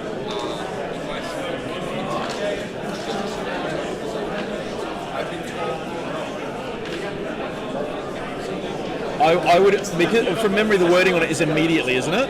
What's the where's the stratagem from? It's a noise marine special rule. I'm gonna just give me 1 sec. I just want to look that up just to make sure the wording is correct. Yeah, so what we're going to do right now is we're going to double check the noise marine specific rule and see exactly when it happens. It's one of the biggest things. Figure out the answer to that question because it is quite an important question, to be honest. If Mitch can, so the noise marines, just to summarise, have a rule where when they die, they may shoot or fight with what? So they may shoot their weapon or fight as if it was fight if a unit's within range of them to fight. Only if one attack though. So if they're able to kill those Harlequin troops immediately, it's definitely going to reduce the amount of attacks coming in and really help Mitch out quite a bit. All right, so Mitch, the wording is important. It does not work immediately. So the wording is, each time a model in this unit is slain, it is driven to make 1 last attack before succumbing. Do not remove the destroyed model. After the attacking unit has finished making all of its attacks, Okay, well there you go. the destroyed model can shoot with one of its ranged weapons as if it was your shooting phase. So as we've just confirmed, so it's at the end of the unit's attacks. So the Harlequins do get to finish their You combat will not be first. able to interrupt the Harlequins. It's also a shooting attack, Mitch. So it's only bolt pistols. Yeah. I've seen a few people try and do so. It's one of the things I've noticed more and more over the years as a TO. What we think the rule is compared to what it actually says is often two very distinct things. What I find is a lot of people love reading the first sentence and forgetting to read the second sentence. So I think if you're following at home, when you're when you're reading your books, make sure to read the entire thing and read it in context. Yeah, if a stratagem or a rule is too good to be true, it probably is. It probably is. Yeah. That's right. Yeah. I do think though that, we as players, it's very easy, particularly if we've been playing multiple editions, to infer things from phrases. And I think one of the most common things as a TO is how does this work? Oh, what does it actually say? Oh, it does this. No, not what you think it says. Yeah. What does it actually say? That's right. And often the answer is right there because it, like we've just seen, the answer's actually in the rule, but we have this level of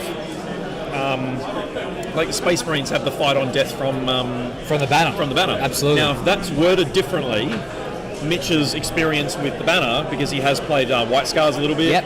And a few other Space Marines, if he's used to that wording of it, his brain's gone, I get to fight on death.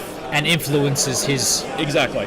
his perception So, of other units with similar rules. I yeah. definitely don't think it's intentional for any player, but I do find that those sorts of queries come up, which are often resolved by just double checking the rule for yourself. Absolutely. It obviously helps having me sat here with the rule books and the TO, Yeah. that, they don't And have to having look all up. this information readily available. Yeah. So it looks like what's happened here now is Mitch has 4 Noise Marines left. Ooh, that and was harsh. So it looks like those Harlequin troops Is really that a did. noise marine out in the middle of corrupt no them. man's land there? So we've got the 4 of them in combat and then one. Let me double check. So There it looks like on the top of that objective. So we have a Noise Marine that is out in the middle of nowhere between the 2 ruins, and then on the top of the objective it looks like is a solitaire. well, I think that's an interesting choice there because it also means that if any of those noise marines survive, if one survives, you can obviously burn the strat so they don't get destroyed by morale. That's right. But it also means that if they, say for example, the Harlequin bikes kill those 4 that are nearby, it's the other one's too far away for the Reavers to consolidate into and fight. That's right. So when you get to a point where you're taking this many hits, you might just cut your losses and go, okay, as long as one model lives, I can deny different secondaries. I keep an obsec model that's alive that can kind of rotate back to that backfield. If we're talking about how he wants to move his troops and his Keeper of Secret off the bottom objective on Dave's side of the board, that one model would actually be quite clutch to then take their spot. And you can get it down there behind that solid wall, out of line of sight. Can't be seen. Objective secured, and you can just leave it to its own devices. Leave it for the rest of the game. Yep. Just ignore it. Absolutely. And a lot of the time, Dave may even, some players may even forget that he's there, Yeah, for sure. which can happen with a single one unit. The amount of free models I find in my terrain post events tells me that that happens. That people do forget. Sometimes they get home, sometimes they don't. But I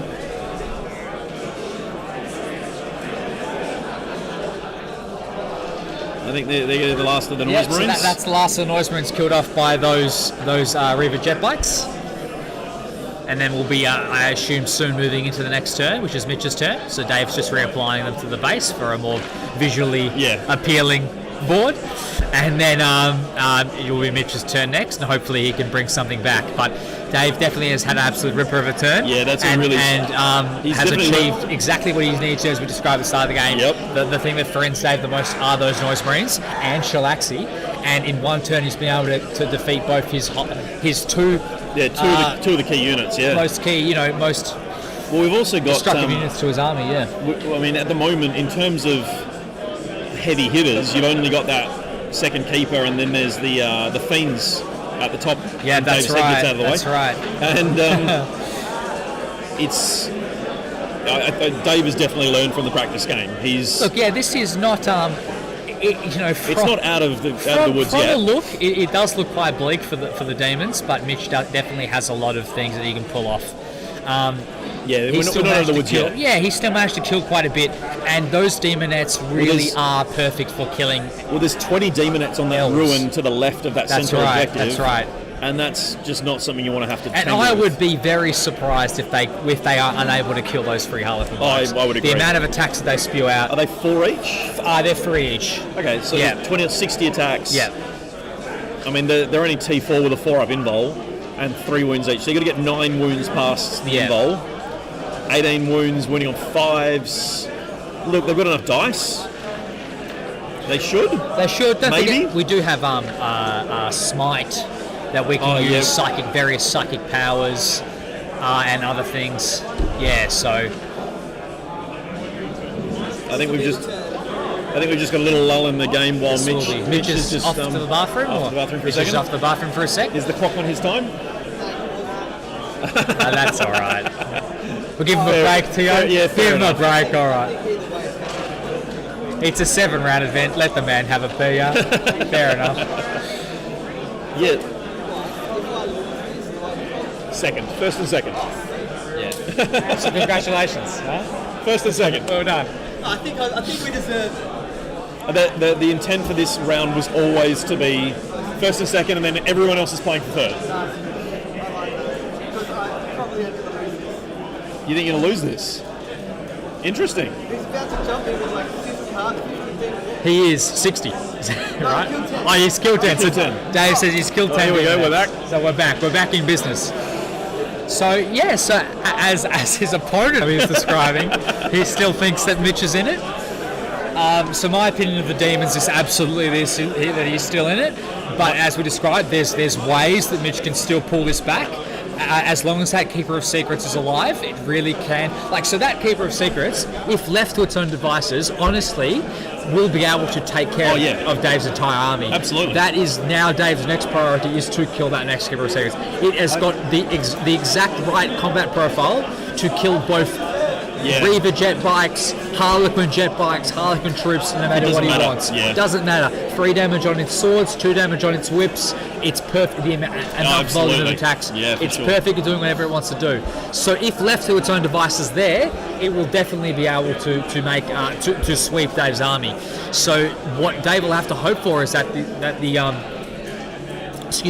Keeper of Secrets gets tied up or takes 1 turn longer than Mitch hopes to kill those units that it needs to kill, and allows Dave an extra turn to then shoot it and get the counter strike with it himself. I feel like there's going to be a lot of trades in this. There are this game. There's going to be a lot of 1-for-1 trades. Yeah. So the fusion pistol That troops. Starweaver is probably So the Starweaver that just killed Shalaxi will, if everything goes to plan, probably Rap died and the troops inside killed.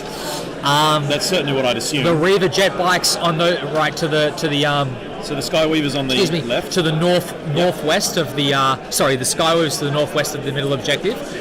Most likely going to die to those demonettes, as we described. The Keeper of Secrets, or even the 20-man demonette unit on the bottom objective, should be able to kill those Reaver jet bikes. Yep. So there is definitely some counterplay here. And because did that one noise marine survive? No, he died. He is dead, unfortunately. Yep. He hit the dust, but those Furies are still able to then retake that objective. We've also got Lucius the Eternal in the middle of that. We do. Lucius the Eternal, and which, although he looks quite far away on your screen, can still be warp timed. Yep. The Sorcerer itself, believe it or not, Isn't terrible. with its D3 damage staff, is not terrible at killing those Reaver jet bikes, being as that they're only a 4-up armor save 2 wounds. And then Lucius the Eternal is definitely. So Mitch might even take it in a different way, using Lucius the Eternal to kill those Reaver jet bikes and holding that Keeper, and either holding the Keeper back or pushing the Keeper into Dave's northeast objective, in between the shipping container and that ruin just to the right. That's right. The center objective. So he may even be able to move that up the board. And maybe basically in this turn sort of take it easy. The biggest problem that Harlequins are going to have is the sustainability. That's right. Because they're outnumbered 3 to 1, 4 to 1, but 4-8, about 3 to 1. And while they will charge and kill anything, in response, most of the other things can charge and kill them. They really are a high damage scalpel style. And they work so well against those elite armies where they're not outnumbered 3 to 1, they're outnumbered 1.5 to 1. Yeah, absolutely. And they go in and go, cool, like we kill you faster than you kill us. Yeah. And this is a scenario where AP's not relevant, strength and toughness are about even, volume's about even, and my biggest concern if I were the Harlequin player is if you go too early, you actually run out of steam. But if you don't go early enough, you fall behind far in primary. Right, yeah. So it's a very fine balance. Harlequins really are a extremely high skill army. The problem is that a lot of the Harlequin players around the world who are doing really well in the few events we do have are putting the numbers up so that their win rate's really high. And then you get new players coming in running the tried and tested fusion boat type thing, and they win half their games, 2/3 of their games, and it can put people off. You actually have to persevere with them and understand when to pounce. And the when you first start playing them, it's like, oh cool, I can get 3 fusion boats in melter range turn 1, and you burn all your CP and all your psychic powers and you do it, and then you die. And knowing when to do that is a really vital part of learning how to play them. But let's not, if anyone's listening at home and interested in starting Harlequin, let's not put them off. Oh, no, It no. is a phenomenally... Oh, I love them. And the satisfaction you get when you actually win a game, because you know that against all adversity, you've been able to pull off a win with a very high skill army. Absolutely. That can definitely be a big plus. So if you're willing to put the effort in you can to definitely learn, win games you will with get a them. lot of satisfaction, and you'll definitely... Well, you could be on the top table. Absolutely. In the hands of a good player, a lot of people are currently of the opinion that Harlequins are the best arm in the game. Yep. So in the hands of a good player, if they- you're willing to put the effort in, you can as we're seeing right now, Dave has guaranteed come second in this tournament. Yep, absolutely. And on the backs of a phenomenally good army and his own skills. So. So we have had the Keeper and all those Demonettes decide to come out and say hi to those Reavers, which is probably bad news Looks for them. like Mitch has taken the safe choice. Yep. We've also to got, really guarantee that he kills those Reavers. we've also got Lucius there, and I can't tell whether and that's the Dark Apostle. Apostle. It is? The Dark Apostle, Yep. yeah.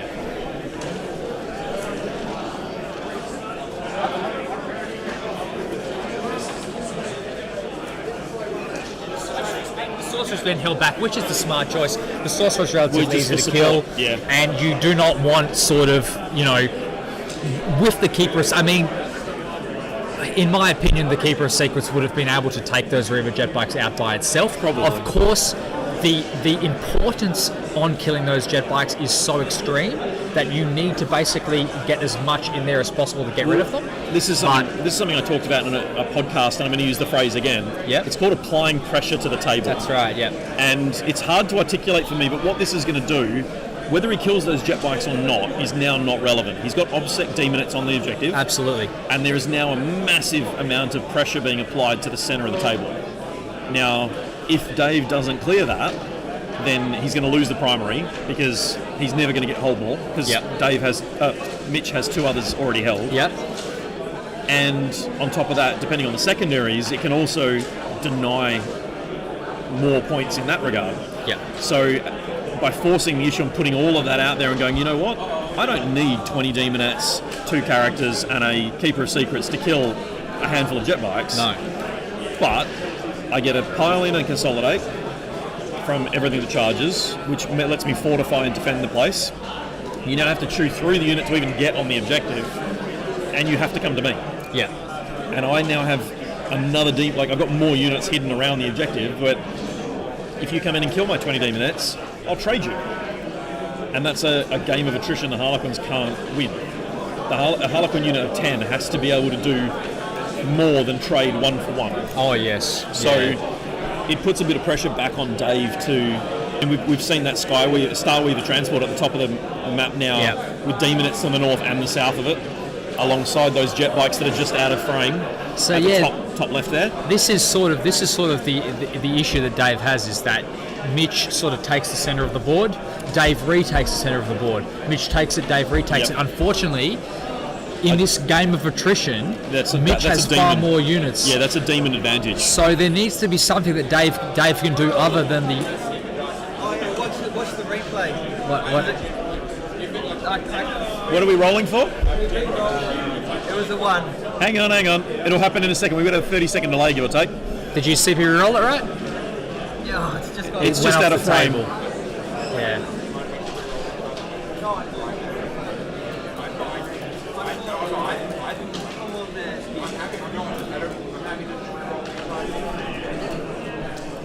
There's definitely a 6 for one of those dice. Well, the one that you were pointing at just a second ago is the top dice, which is not a 1. But the one you're pointing at, I've just watched you point at, isn't that one. You're pointing at that dice there, Yeah, but then... which is a 6. But there's another one further on that he's picked up, which was a 1. No. I've just watched you point at it twice.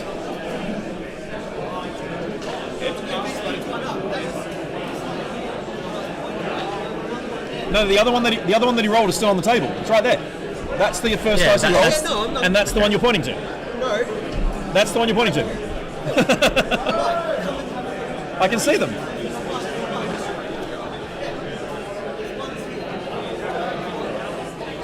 I'm gonna, because it's not in frame. Because it's not in frame, re-roll the whole thing. I can't validate it. Contention, but unfortunately, in situations like this where neither opponent can come to an agreement, the TO has to step in and make the fairest result, which is just to roll dice. Yeah, it sucks to have to do it, but it is what it is. Unfortunately, the dice was rolled off the table, which a lot of people would say is just an immediate re-roll. Because obviously the board they're playing on is actually a 6x4 that's been marked down. That's right. If it had been played on a proper 44x60, and we want to make sure there's space for the streaming, so we play it on a slightly bigger table. The playing space is 44x60. Right, yeah. The dice would have gone off the edge had it been a 44x60 board. That's right, yeah. So at that point, it's a re-roll anyway. It happens, unfortunately, So Josh is just tuning in. What round are we on? This is top of 2. Oh, top of 2, yeah. Top of 2 in the grand final with Slanesh Demons versus the Eldar Harlequins with some Drakari friends for 1 and 2 at the Grand Tournament 2020. Yeah. It is 2020. My trophy maker supplied me all the trophies and changed them all to 2021 because he thought I'd made a typo. Did he? And I had to when I picked them up, I said, mate, it's 2020. He said, no, it's 2021. I said, no, this is the end of season for 2020. I'm going to be ordering more of these in December for the 2021 end of season. It's just okay. He thought it was a typo. I was trying to do me a favour. Yeah, fair enough. So I can't fault them. Classic trophies in Armadale if you need them. And you've been supplying. They've been supplying you trophies for a while. Oh yeah, right? They basically have been doing it for us since our inception. So I can't argue too much with the favourite they've given me. They even I haven't had to use the plaque on my. I've got one of the Forge World Chainsaw trophies to give away. Looks fantastic. They still had the measurements from the plaque from 15 months ago when I produced the last one of these. So I didn't even send the measurements. They did it for me. Okay, fantastic. So they look after us. We look after them. Yeah. A lot of people buy a lot of models when tournament season comes around. We order in batches of 200 or 300 medals. Yeah. And we use them over the course of the year, and then we buy more. So it's been really good for a good relationship, and I always support local if I can. Okay, so just to clarify, what they were having a discussion about was in my opinion, the best psychic power in the game, which is Death X. It turns off your invulnerable save. Which can obviously be extremely clutch. I assume it was being cast. It's 12 inches and it line of is 12 sight. inch range and line of sight. Yes. So I assume he was casting it there at those jet bikes. Yep. Which will then allow those demonettes to murder them. It was very important. Yeah. So we just had the camera. we'll see that earthquake come up on the screen. And I'll adjust it as needed in a second. But yeah, so it looks like I can, Everyone get ready to be seasick. I can understand the sort of the disappointment with Dave, not having that clear dice roll. Obviously, if it's 7 and a 1, then forces a command point reroll. Yeah, absolutely. Well, there we go. Yeah, all right, I'll adjust that now. So Mike will go and just quickly adjust the camera because it has been bumped quite considerably. I'm just going to turn it so I can see what's going on. No worries. So it needs to. Okay.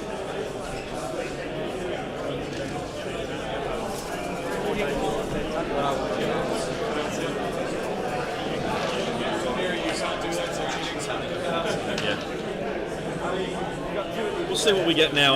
Obviously, with the delay, it makes it a bit hard to. Actually, I wonder. There we go. That's the live version for us. That looks.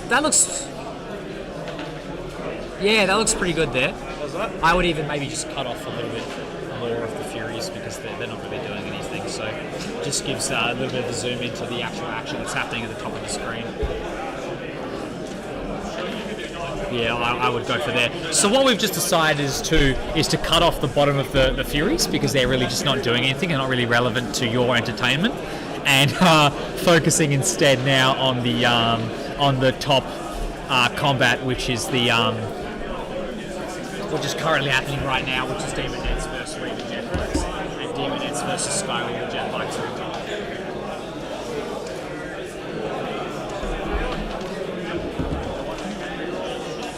So what I might have to do is leave Ben to his own devices for a minute while I do a quick lap of the room to give everyone the 1.5 hour warning. The TO duties. Yep. I'll see you soon.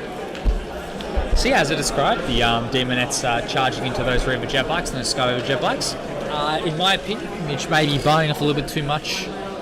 I doubt he'll have enough attacks to kill both those units. But I assume the intention more is to just tie them up, as opposed to actually killing them. He does run the risk of those demonettes being killed in return, those Reaver jetbikes who have a lot of attacks back. But with those demonettes being OBSEC and Mitch having enough CP to auto-pass them around, I don't think it's super important that they live. I think the risk versus reward factor is far better. So the risk of those demonettes dying is not as great as the reward by tying up both of those squads. Obviously, Dave can fall back and act as normal with one of those units, but one of those units as opposed to two of those units. So Dave has to have the choice. It looks like, as we described earlier on the stream, the demonettes are attempting to wrap that Harlequin transport. The Harlequin transport does have fly, so if the demonettes do not kill it, it will just fly out and deposit the troops somewhere else inside. However, if the demonettes do kill that Skyweaver, is the Sky? I can't remember what it's called. If I can't remember the exact name of it, but if the demonettes do kill that Harlequin transport, the troops inside will unfortunately die. It's going well. The troops inside will unfortunately die from the explosion. It's going well. So it's been joined by a good mate of mine, and we're at the top of the turn,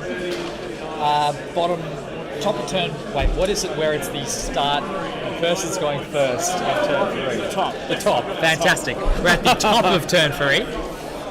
And that's right. Pardon? Baseball's not our strong suit. No, it's not. Baseball isn't. So we're at the top of turn 3 on Mitch's turn, and we're just at the assault phase now. So what's been happening is basically been attrition warfare. Mitch has taken center of the board. Dave's taken center of the board back. Mitch has taken center of the board back off Dave at the moment. As me and Mike were describing earlier, in this game of attrition, Mitch has just more units. So if Dave continues to play an attrition-based game, Mitch will eventually win because he just has more units. So Dave really needs to pull something else and just really, get a bit lucky, maybe try and think about some different options, different strategies to really come on top of this one. Because it looks like, although at the bottom of turn 2, it looked like the Harlequins and the Dark Eldar had really taken a massive lead, the Demons have been able to pull it back. So what we missed, unfortunately, was it looks like there's Reaver jetbike on that center objective have been killed. I assume since the Keeper of Slaanesh, Keeper of Secrets, is so far forward that it was the Keeper of Secrets that did it. I think it would be very unlikely that Keeper of Secrets did not kill those jetbikes. It's very good at killing jetbikes. Plucky demonette. Pardon? One plucky demonette. One big plucky demonette. That's right. Yeah. And now we are continuing with the demonettes engaging those Reaver jetbikes in combat.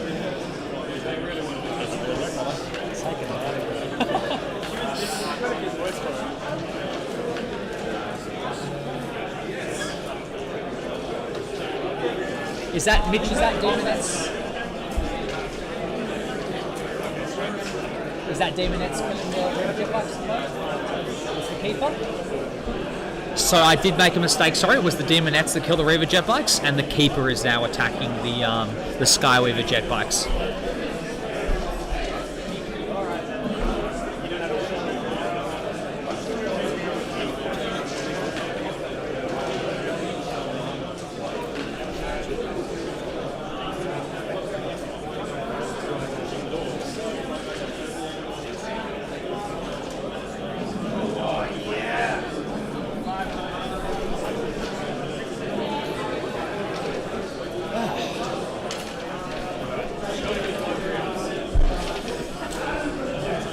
Okay, so yeah, not much more to go off. They're sort of just having a discussion now about who's striking next. Obviously, there's a little bit of difficulty in regards to Slaanesh, where they always strike first. So even in combats that are extended or combats from the previous turn, the Slaanesh units still get to strike first. That's their sort of chapter tactic, as you will. The Fiends have gone into those Harlequin troops to try and tie them up or kill them, which is still very possible. The Harlequin transport as well, trying to prevent that from getting into a good shooting position.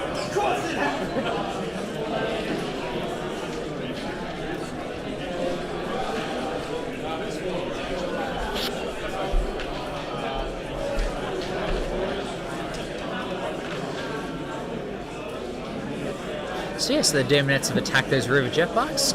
Looks like killed 4 of them, so 2 left.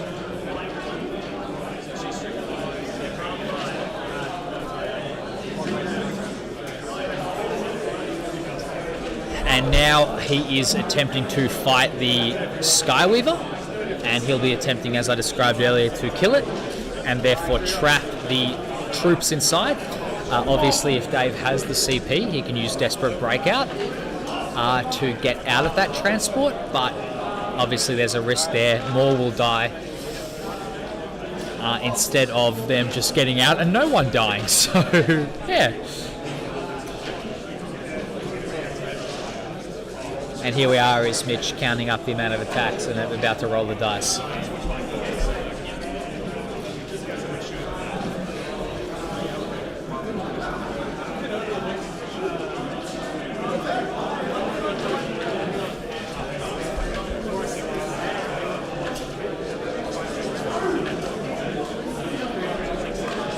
Yeah, so just Jared saying here that is a better angle for the game as there is more happening at the top. I firmly agree. It's not really much going on at the bottom with the Furies. And I don't think that much will be going on for the remainder of the game. They're just sitting there holding the objective, whilst just, luck of the draw. The top of the map seems to be the contested objective up there.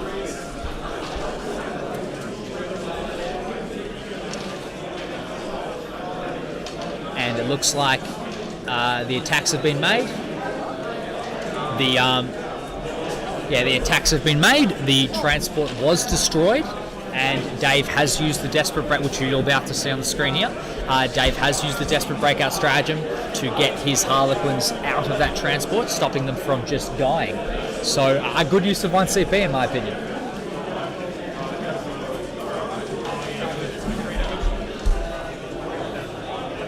As my compatriot Mike described, Harlequins, anything that charge, they'll kill. So those Harlequins surviving should be able to then clean up those Demonettes that cleaned up their transport. Maybe even get some fusion shots off at that Keeper of Secrets first, which, as I described earlier, is extremely high value for Dave to kill that thing.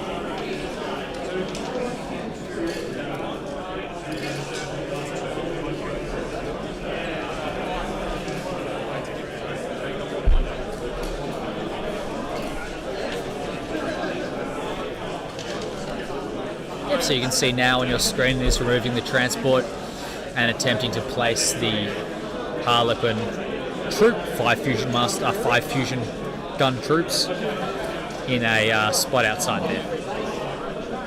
It looks like only 3 of them survived the Desperate Breakout, so 2 unfortunately were killed, which is quite a big loss to Dave. That's 2 melter guns, which is 2 less shots at the Keeper of Secrets.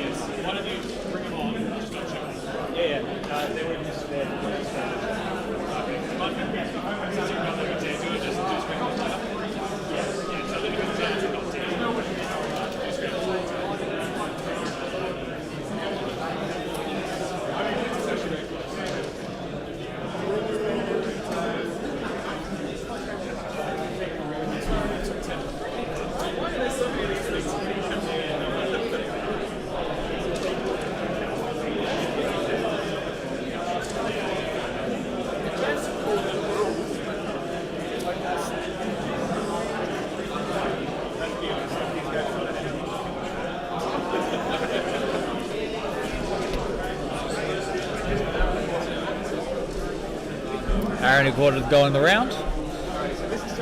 Looks like it's the end of turn 3 coming up. Oh, sorry, the bottom of turn 3 coming up rather, so Dave's turn 3. So more feedback from the chat. Jared saying this is a much better angle as more is happening at the top. Yep, that's absolutely right. So we have here the Dave rolling his attacks against the Fiends of Slanesh in the top ruin. Yep. and just update my my commentator, T.O. my is fellow just T.O. running around the room. He has the RAF has happened, killed the transport. Yep. Dave's enacted to desperately break out. Oh, yep. 2 of his Harlequins have unfortunately died in the ensuing explosion. Look better than all 5. Well, they've died attempting to get no explosion. They've died attempting to get out of the flaming wreckage that was their transport. The Fiends have attacked the troops. Doesn't look like they've done much damage here. The troops have attacked back. The Demonettes killed the Reavers in the centre. Shalaxi attacked the Skyweavers. Looks like rolled pretty badly. Only not Shalaxi, right? The Keeper of Secrets, rather. Only killed one of them. Bit unfortunate. And Mitch tied up the Reaver jet bikes in the top left-hand corner in order to stop them from really being in good positions next turn. Now, and this is what I was saying, like we've got a squadron of Harlequins and the Succubus over there near the chess clock. Yep. But they're so far out of position for Dave to use them in any capacity to Harlequins do support. have an absolutely superior movement value, but even so, those Harlequins do look like they're a little bit too far away to be threatening those Furies at this turn. The Shadows is up in that ruin near the Fiend of Slanesh, which means there's no double move happening. Yeah. Even with a 14-inch move using a stratagem for the fixed advance roll, they're probably looking at a long charge if they can make it across to those That's Demonettes. right, yeah. Oh, is that Demonettes in the middle there? It's Demonettes in the middle and there's Furious on the subjective. If I was in Dave's position You'd probably now, be looking for at least an 8 or a 9-inch charge at that point, which is a bit of a risk. if I was in Dave's position now, I'd probably use the Succubus next to the chess clock to take out the Furies. Yep. As you described, though, I think that on this turn, that Succubus might be a little bit too far away. When did Dark Elder get their advance and charge? It is turn 4, isn't it? They don't ever get advance Oh, and they charge. don't ever get advance and charge. She does have advance and charge because She has she's it red naturally. roof. Okay, fantastic. So she can still go. Yep. We'll And see if she'll have reroll charges as well. Fantastic. So to me, it does look a little bit like she's a bit far away. We'll see. It feels like a long charge. We'll see what It looks about 18 inches, maybe more away. I mean, so. if you use matchless agility for a fixed 6-inch advance, Yeah. you're moving 14 inches, and at that point, it's possible. Possible. So it looks a little bit greater. It might be about between 18 and 24 inches. So unfortunately, I can't tell from It'll be this worth angle. the risk, But though, obviously, because you don't have to worry about Overwatch. You don't have to worry that's about right. anything like that. Oh no, it's definitely the best use out of that Succubus. Yeah. And in the same vein, those Harlequins, their best use is to go into the centre and kill those Demonettes. And just try and take back and force Mitch to spread those forces out. Absolutely. Just take back the objective as we described, a war of attrition. As I described to the chat earlier, it was a bit unfortunate that they lost 2 Harlequins on Desperate Breakout. Yeah. Because those fusion guns actually have quite a good chance of killing that Keeper of Secrets, which, as we described, is quite a linchpin unit for There's still Mitch's army. that second Starweaver that's at the top near that Fiend is, I'm assuming, still loaded with fusion pistols. Which I think that the fusion.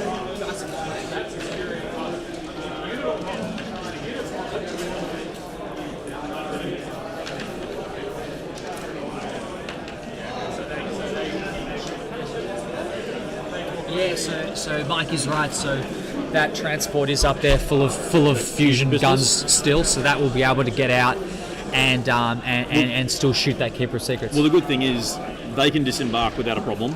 Yep. And they'll disembark wholly within 3, then move 8. Then move 8. And they can move ignoring that ruin, so there's a 100% chance of those with a 10 or 11-inch essential move. Yeah. They're going to be in range of those fusion pistols. So let's talk about Mitch's list very quickly. So what he's done with the with this particular Keeper of Secrets is he's given it the Exalted rewards. Yep. And the Exalted reward he's given it is -1 to wound against shooting. Ooh. So this will be harder to kill. I assume Mitch is also going to save 2 CP to Warp Surge it as well. So what this Keeper of Secrets will be is -1 to wound, 4 up invul. So do I still think that 8 fusion guns have a good chance of killing it? Yes. See, I don't know. But- because is it minus to hit at all? No minus to hit, no. So they're hitting on base and they're So- wounding on 4s. 6, 3... And with a 4 up No, I invul. don't think they can do it. I think David have to get lucky. I think he might. You do sort of the 9... If you had 9 of them, you're going to get 6 hits, you're going to get 3 What wounds. would you say? About a 40% chance he would kill it? 3, I don't even think it's that high. I don't think it's that high. Fair Because, enough. I mean, at half range, for 2d6 pick the highest, Yeah. 9 shots would be 6 hits, which would be 3 wounds, which is 1.5 failed saves. You're probably going to deal 5 damage, 8 right? damage Yeah, best on yeah. average. If you roll hot, you might manage 10 or 12. I feel like it needs something else to back it up. Maybe. It might even have to come down to, say, the Troop Master, this turn 3, Yeah. that Troop Master might actually have to go in. Needs to engage. Yeah, needs to engage with the And board. he, on the other hand, with Troop Master and, so Choreographer of War and Great Harlequin, Yeah. and he's got the Twilight Fang. Yeah. The Twilight Fang gives him 1 extra attack for each turn of the game. Yeah. So his base 5, 1 for charging being Frozen Stars is 6, and then 3 more from the Twilight Fang attack. So he's now 9 attacks, sitting on 2s, rerolling 1s. Huge. And then his strength 5, so he's only wounding on 5s, now 6s, because of the -1 to wound. Only in shooting. Oh, okay, so it's 5s Only in to wound, shooting, yep. So 5s to wound in combat, yeah. but he gets rerolls built in because Yeah. of the Choreographer of War. Of course, gives himself rerolls, yeah. And then it's 2 damage each. Yeah. So A good stat line. I feel like if you go the fusions in first and then whiff. bet on the Yeah. Troop Master to finish the job, because I don't think one or the other does it. I mean, the think troops themselves can always charge in as well. You do run the risk of obviously the keeper interrupting and I feel like you do need just to go striking in and them, go, but- I need one thing to go in here Yeah. and just get this done. Yeah. Because I also think those troops are going to have to come and start killing some of those demonettes. There's so many of them. Oh, thanks, Pete. Jeez. So, yeah, I feel like there's a great opportunity there to try and get it to swing, but it's a very swingy attempt. Yeah. Like it all has to go right. And any one part of that failing Yeah. is going to be a problem. Yeah, he really does. In order to get the most value out of that Troop Master, he really does need to kill this Keeper of Secrets with his fusion guns. And you can see right now on the board, he's attempting to get those 3 fusion pistol Harlequins within 3-inch range. He's moved up his Troop Master there, as we described, to assault the thing if it doesn't die. The good thing about the position of that Troop Master is if it does die, he can then move that into the Demonettes and attempt to clear them off. If we look to the right, we can see that on the ruin, those Demonettes have moved past the shipping container in order to get a charge. Sorry, I called them Demonettes. The troop have moved through the shipping container in order to get a charge. And the Succubus Demonettes. has gone down after And the the Furies. Succubus has gone down. So, as I said before, it looked about 18 inches away. It looked like that was a pretty accurate measurement. Yep. And that's that charge. If you look at the objective only being 6 inches in diameter, That's very true, or just over 6. Oh, just over 6, yeah. It looks to be about an 8-inch charge to get to that, to get to those Furies, I would say. Maybe even a 7, because it's obviously within 1 inch. As So you pointed out as well, those Harlequin bikes can still fall back, shoot and charge. they can. And with blast weapons against those demonettes, there's actually an opportunity here for this game to swing on its head in terms of, there is. you know, you could lose potentially 30 or 40 demonettes, a Keeper of Secrets, and all of a sudden the game is... Yeah, so look, yeah, there is a very strong possibility that Mitch loses those midfield. demonettes on the center of the objective. He loses the Keeper of Secrets. He loses the Furies if that Succubus makes combat. And there's probably a bunch of demonettes up the top there that aren't going to have a good time either. So they should live. Oh yeah, they'll definitely live, but whether they're in a fighting position to deal with 3 or 4 Absolutely. Harlequin bikes... Yeah, but whether or not Mitch has enough of his army left at that point to take care of the stuff that Dave has left, that's the next question. This could very well be the tipping point one way or the other, because if this whiffs... Dave came to us at the start of the game and said turn 3 is going to be the clincher, right? And that's exactly right. If he whiffs, then there's a problem. If he whiffs, it will be very difficult for him to recover. He's just told our son not to suck him out. Dave West, which is a distinct possibility. Josh asks, will the match end once both players' times are out, or is there additional grace period? Because this is the grand final, we do want to make sure that the players finish the game as naturally as possible, and once we hit the 3-hour mark, there'll be a limited grace period from me so that we get a natural result. However, I'm encouraging those players to complete the game in the 3-hour timer. Let's not let it come to this. They are good players, both. They should be able to finish the game within that 1 hour time. I know it looks weird, like it's a 2.5 hour round. 3 hours today. Oh, excuse me. Wow. Apologise. I wanted to make sure the finals had 3. Fantastic. So it's a 3 hour round. I know 2 hours have already happened and it's only turn 3, but in the nature of 40k... Oh, this last 2 turns will be nothing. Turn 4 and turn 5, you can often complete them in... 2 players can often complete them in 20 minutes. Yep, absolutely. So the fact that there's only an hour left in the round is actually plenty of time. Yeah, it certainly doesn't feel like they're struggling. I also will point out that what's the time on my master clock say? An hour and 4. So their chess clock, it looks like their chess clocks are slightly out. Because that says 29 minutes and 22 minutes respectively, so they've actually got less time than the master clock, which means someone screwed up when they set that up. Yeah, it looks like they've made a mistake with chess clocks there, but that's all right. It is Mitch's chess clock, so... I'm just saying that. So is it your chest, Bob? Because you own Yeah. it. Yeah, it's not enough time. Yeah, So we've got a little bit of time up our sleeve. but there you go. How was it my chest? Bob? You own it. So Josh then says 3 hours. Those guys are a beast. What time did the games begin today? So the first what game time? started at 8 a.m. this morning. A beast is an understatement, my friend. This is game 7, remember. Yeah. So we did 4 games yesterday at 2:45 a round. We started at about 8:15 and finished at about 9 o'clock. Rookie numbers. And then today we were here at 8 a.m. We finished round 1 about 11, about 10 minutes late. Yeah. Because we had a couple of players turn up late. 10-minute break straight into the next round. Lunch break. We got underway at about 3:10. So we're due to be finished by 6:10 local time, which is an hour and 3 minutes away according to my iPad, and an hour and 3 on the master timer. Fantastic. God, I'm good. What's the time now? 5 o'clock. Almost 5:10. Says we finished by Yep. 6 o'clock. Yeah, 6 o'clock. It's- Western Standard Time. It's probably about 15 minutes late according to my schedule, Yep. but the thing we have is it doesn't matter what we've tried over the years, the schedule represents an ideal that will never be achieved. Well, of course. I mean, you come to these events, you know that something's going to go. Something always goes Yeah, wrong. Don't book yourself to be somewhere at 6:30. Yeah, it's not going to happen. Yeah. It's not even that something's going to happen. A lot of the time it's like a player doesn't submit their results on time, which Yeah. holds the entire event Exactly, up until, yeah. and then you have to wait for the software to update and cycle through, and then you get the software in, and then you publish the results, and then you have to give people time to get to their tables. Like you lose 10 minutes if that happens straight away. So Exactly. Yeah. There's a whole host of problems that can go wrong, but you know that's the nature of the beast. yeah. There really is not much. The first event we ran must have been like an hour late, way back again. So we got it down to sort of 10 or 15 minutes. Ain't so bad. Yeah. So we'll just right. get So we are seeing a handful of demonettes disappearing now. aside from shooting. I'd say that's from the haywire bikes.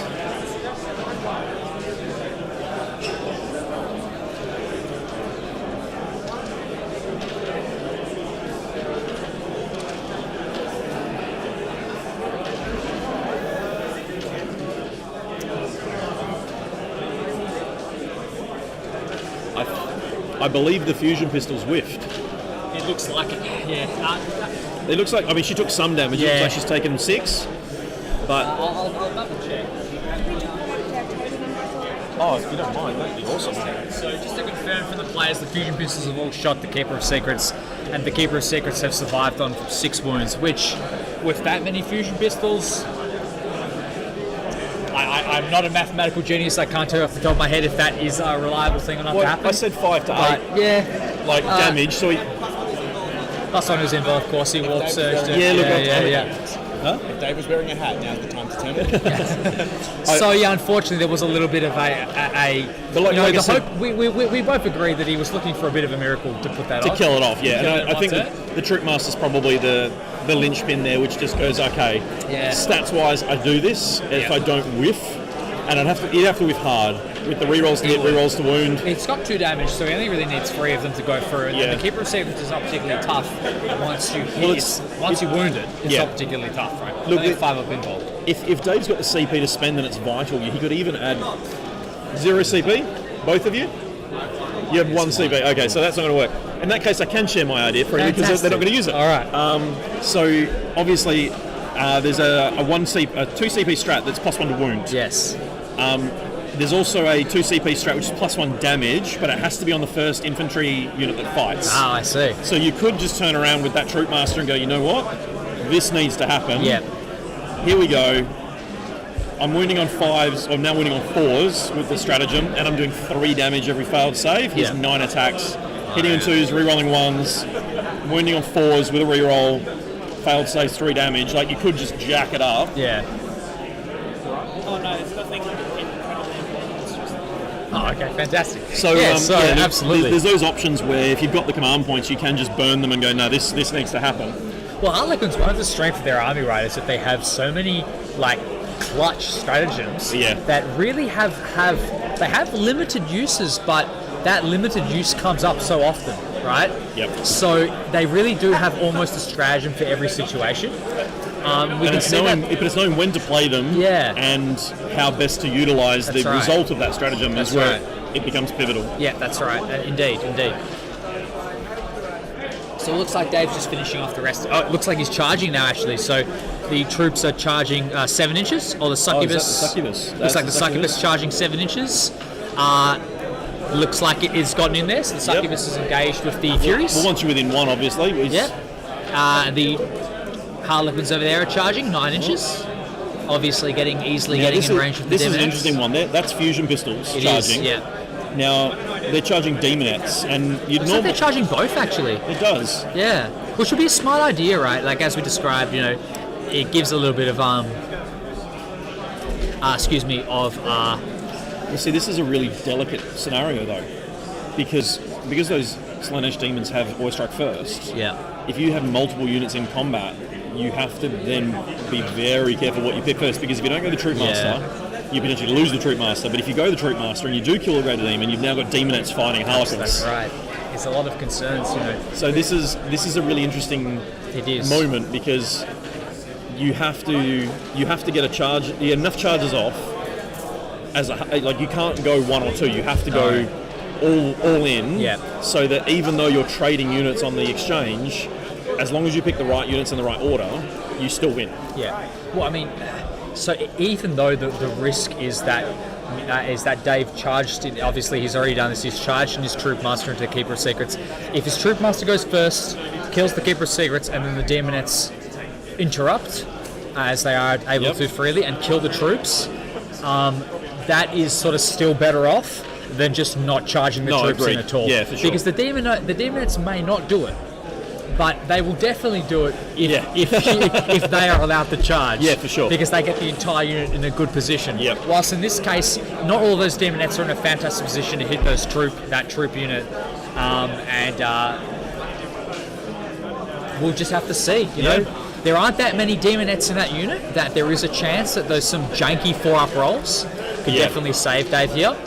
Well, there's also, it looks like the Shadow Seer is quite close to the centre of that ruin. Yep. So he's got a 9-inch aura of -1 to wound, which will help no end. Yeah. Including in the combat phase. Yeah. Fantastic. You've also got the bikes and that Starweaver going into those Demonettes at the top of the table. Yep. And it looks like a good section of that big unit just south of that top objective have also been cleared with Haywire. Yeah. So it does. I think if this assault phase goes well, I don't know that it's going to be tough for Mitch to recover. I think so. Because that'll basically give the Harlequins the midfield. In my opinion, it really all clinches on what happens with this Keeper of Secrets. Yeah. Whether or not this Troop Master can kill it. And as Mitch described is the previously... Solitaire in there as well? I think he might Let be. me double check.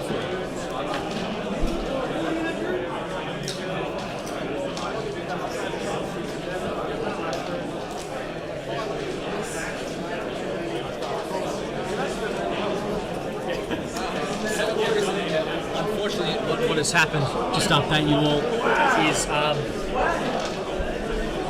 the Troop Master did swing. I can't see the dice anywhere. I'd say we're about to see it now. Yeah, I can't see the dice anywhere, but the Keeper of Secrets is not dead.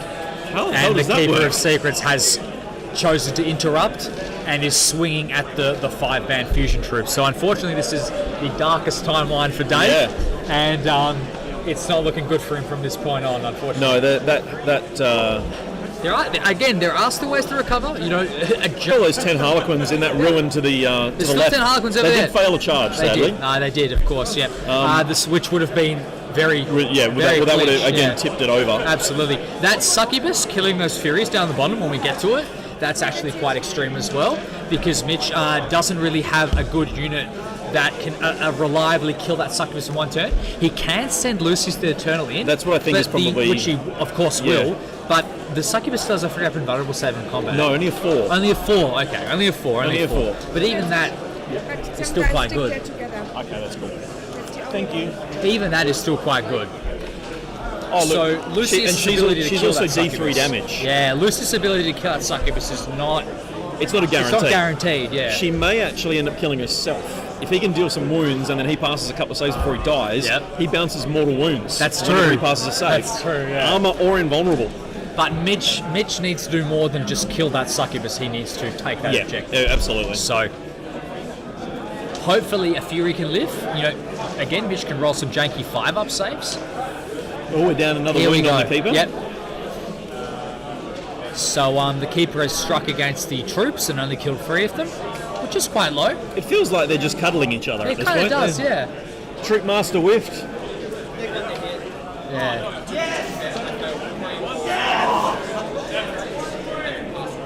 Oh, okay.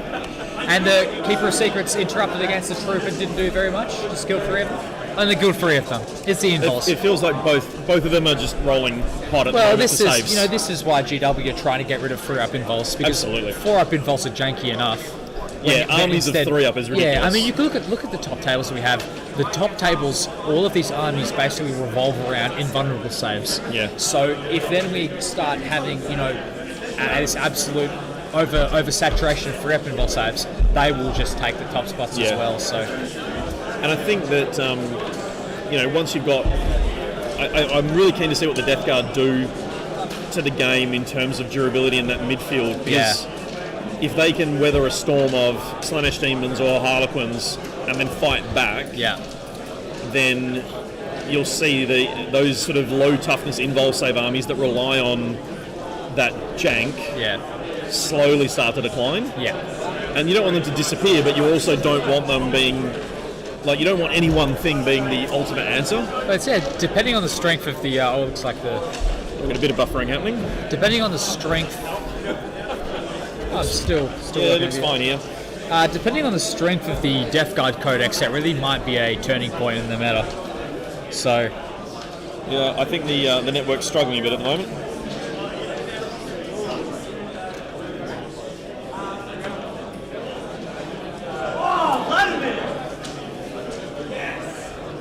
Well, I really should turn off this stream actually, because it's draining my battery.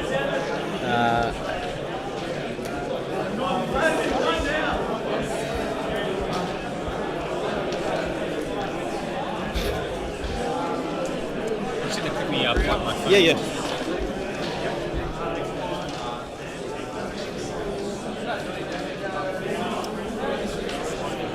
Even the Wi-Fi is getting tired today.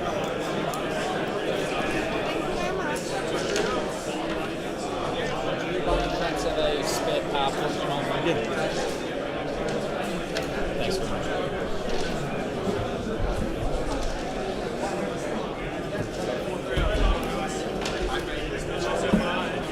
So we're seeing some chip damage on the Keeper there. Yeah. And the Succubus has gone in. The Succubus struck. It only killed 3 of the 5 Furies, unfortunately. Do they take morale? They do take morale, and they've got quite a low stat. If I remember, it's Leadership 4. Okay, so you'll lose one. Hopefully, yeah. And then you got a 1 in 3 of losing the other. 1 in 3 of losing the other, that's right, yeah. Are they troops? No, they're not. They're fast attack. So that would be there's no such thing as a contested objective, it's just no one controls it. No one controls it. Yeah. But as we described, though, that is good for Mitch, because Mitch only needs to have then one... He doesn't even need to kill the Succubus at that point. He just needs Lucius to get on that objective for him to still hold it in his turn, or at least deny it from Dave. It from Dave is probably the more important part, yeah. Just going to try and do my due diligence, make sure I give everyone the 45-minute warning, which is coming up. 50 minutes left on the clock. It's an interesting one when you walk around the room. I get to see all the games going on, and you say to someone, it's 45 minutes left, and they go, no, it's fine. And they're on turn 2. Yeah. And then you come back 30 minutes later and they're on turn 5. And you go, okay, well... Sick. I guess it was fine. That's all right. I like being wrong in that case. Although sometimes you come back 30 minutes later and they're still on turn 2. Yeah. So, well, that doesn't happen often. So anyone who is suffering a little bit of buffering at the moment, I do apologise. I do know that once the game has finished streaming, you'll be able to go back and watch it live, because it does upload normally. Fantastic, yeah. I know one of the guys was watching it on his, because we're streaming in 1080p, he was watching it on his 55-inch TV with his kids. So. Oh, fantastic. And hopefully enjoying himself.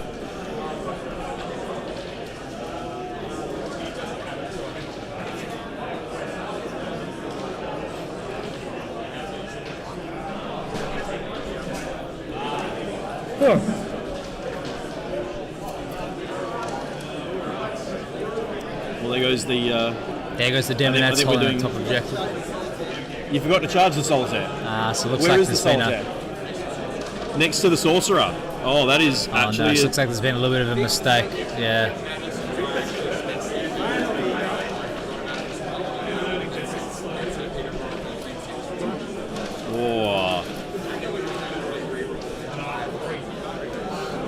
looks like there's been a little bit of a mistake made, but both players sort of have unfortunately But it's going to happen at the suffered end of from 7 games. You're bound to make these silly errors, for The sure. best players are the ones who somehow get through that mental hurdle Exactly, yeah. and complete it with the least mistakes than their opponent. The event almost becomes the second opponent, right? Oh, absolutely. So you're versing the opponent, then you're also versing the event, right? But it's funny. I mean, we've got a tournament guide that I wrote after my experiences with some of the international events I played. Yeah. And, not drinking booze, drinking plenty of water, eating well during the day, no sugar crashes, making sure you get a decent night's sleep, wearing good shoes, keeping yourself comfortable temperature-wise, all these little things that you go, oh, they're going to make a difference. At the end of 7 games, when you're tired and strung out, they 100% make a difference. Yes, they 100%. keep you on point mentally, and they'll let you make less mistakes. And I think the reliance on sort of artificial stimulants such as coffee and Red energy Bulls drinks, and those sorts of stuff. actually, in this situation, you'd probably just end up crashing and feeling much worse. So nothing beats a good night's sleep, right? Oh, mate, there were guys who told me they went out till 2 or 3 a.m. this morning, then we're here at 7:45, and I've just gone, there's a reason you're not in these top tables. Pure insanity, but... I'm going to ignore the fact they crashed and burned yesterday, but they're not there today as a result. But I suppose it depends on what you want out of the event as well. If you're here to have a good time, play some games, meet all your gaming friends and just hang out for 2 days, that can be enough. Do what you want, If you're here to compete, then sometimes you have to make some sacrifices that mean, you know what, you guys are going out drinking at 9 o'clock after we finish day 1.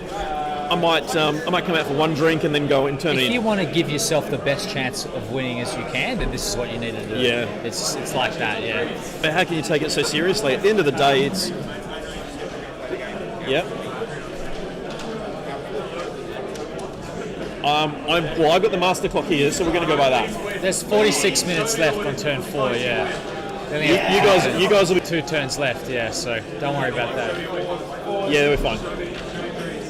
I mean, don't drop the ball, but don't slow down. Don't slow down. Just turn 4. Yep. He's moving his demonettes now into some more favourable positions, but with that Keeper of Secrets left alive, I am worried about. I don't like how this keeps slowing down on me. Yeah, sorry, I are experiencing some issues with the stream. We are getting a bit of delay. It must be Sunday afternoon. All the families are coming home in the area, and the Australian internet's struggling a bit. Worse than Kazakhstan, would you believe? I would believe. There you go. Sat here monitoring it, I would 100% believe it. So as the players, just sort of still a very close game. Mitch is still at the moment. Dave Dave holds more objectives than Mitch, right? Dave holds 2, but has a very good shot at holding 3. And if Mitch doesn't clear off these bikes will clear in this turn, then Dave will take that opportunity to turn 4 to clear off his bikes. And the strength of going second we've discussed. Dave is then able to basically go all to the walls on his turn 4, be in whatever position he wants, and then on turn 5 then move on to the objectives to consolidate that primary. So it's definitely it's definitely a fantastic grand final for sure. Oh look, it really has been either way the entire time. Have we got a should we nick their scorecard and have a quick look at it while we're waiting for this buffering? I think we should.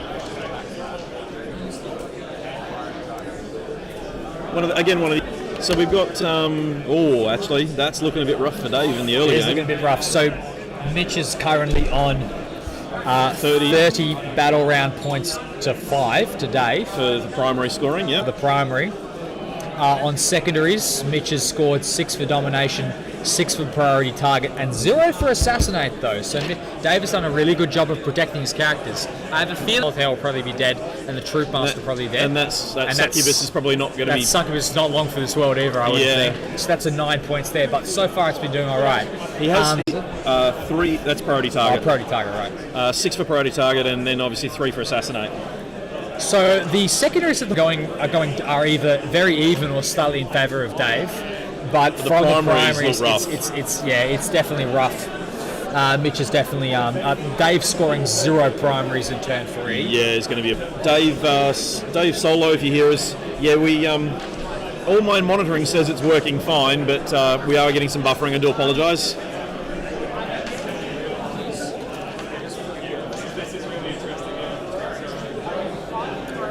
The joys of streaming remotely. We had no problems yesterday and nothing this morning, and then this today. What do you do indeed? Excuse me 1 second. Where are you going?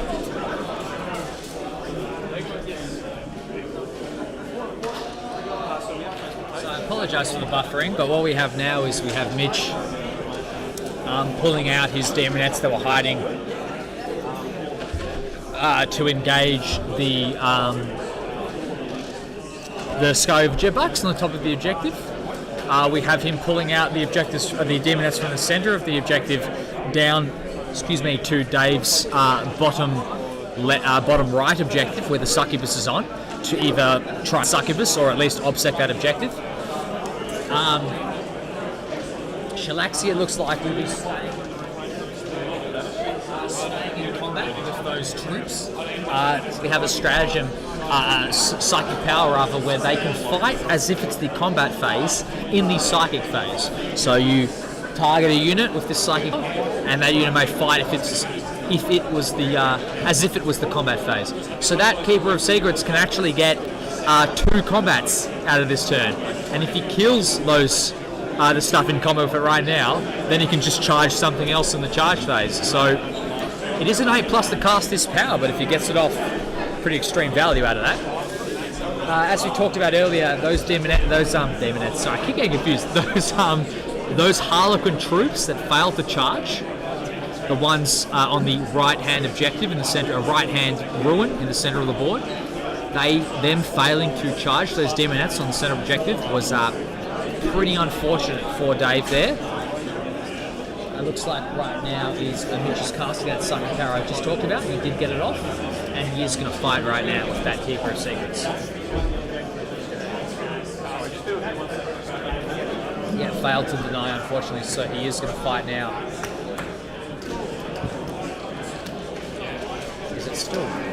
Is the stream still working? Can you check?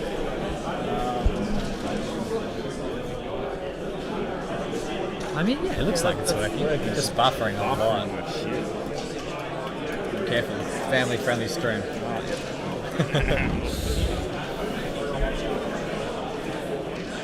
Yeah, we apologise, Dave Solo. There are some buffering issues. We're doing our best to sort of figure that out.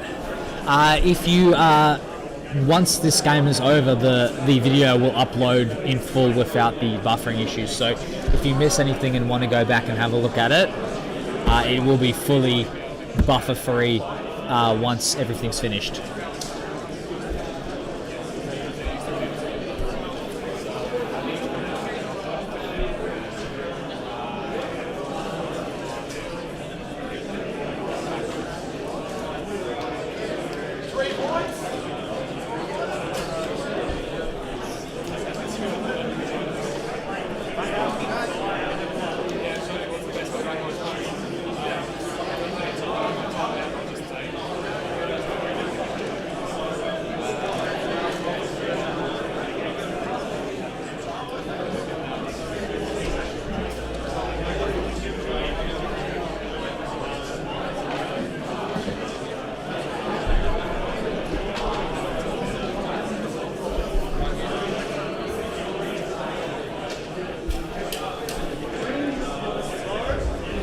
Let me just see if I can figure out this buffering issue, because yeah, it's definitely creating a little bit of a problem.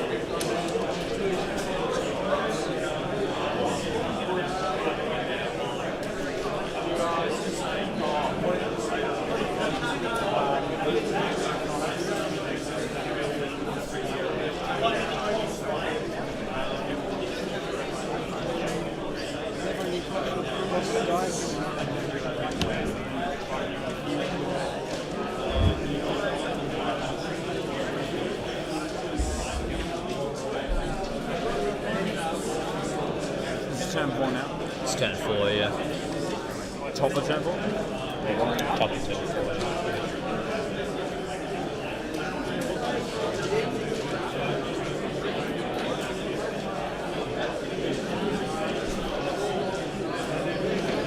Okay, so it looks like maybe the problems are... No, spoke too soon.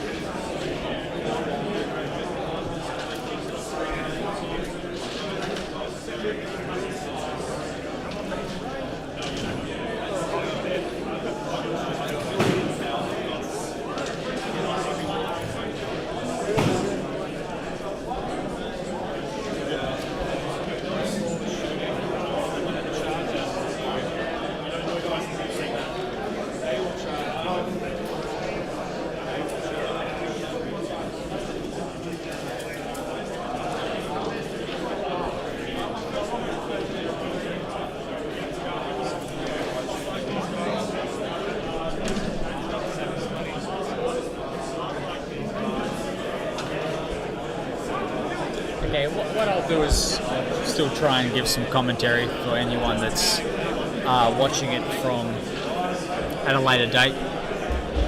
Unfortunately, Australian internet's not fantastic. We are experiencing a lot of issues. I've done my best to try and fix them, but it looks like there'll be more of a technical problem I can't figure out. But what's ended up happening here is that the Dimonets have charged succubus in the south objective. The Keeper of Secrets is going to stay there and fight there. The troops that it's in combat with. The Demonettes in the top right corner are, I assume, going to go for those river jet bikes. And we'll just see the result of what happens.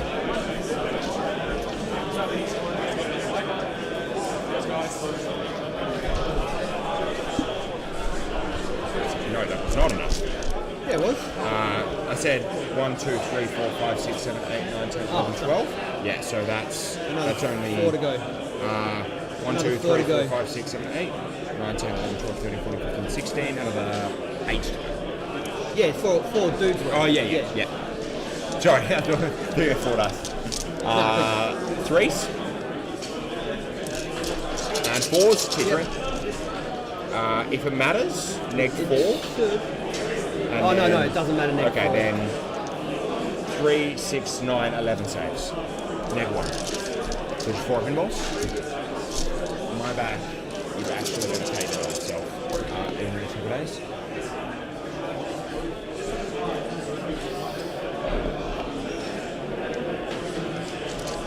Lots of 6s. No.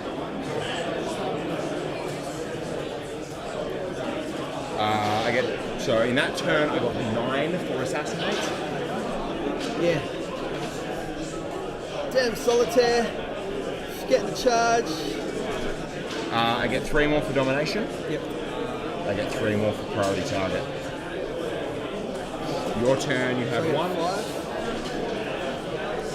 And I get another for the magician. Is that? Oh, that's your turn. Sorry? That's your turn. And I've already been scoring that. So you'll just get another 3. That's why it's the dumbest one. If it was start of the command phase, it's almost like it's still very easy, but it's actually a contest. They weren't charging, they're just standing. So well done? They weren't charging, they're just standing. Yeah, no, it's fine.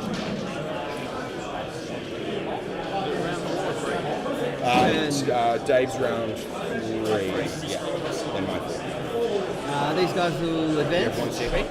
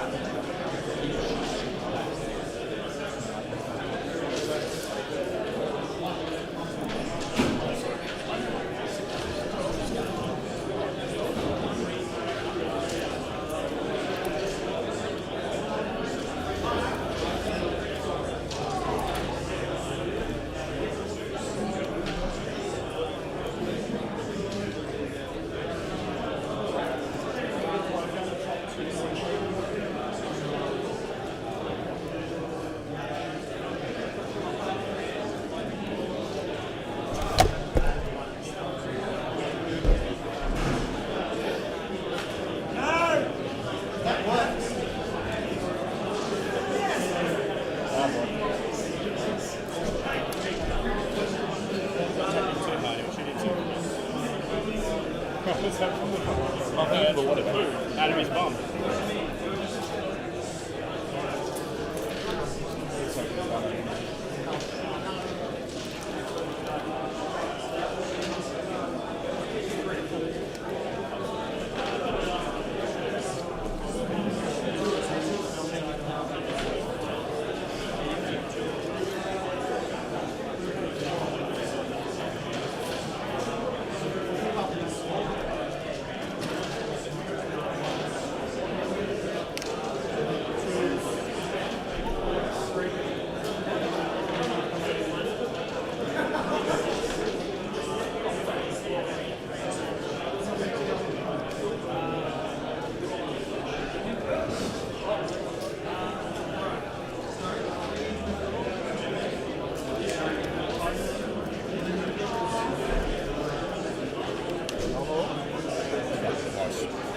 Very close.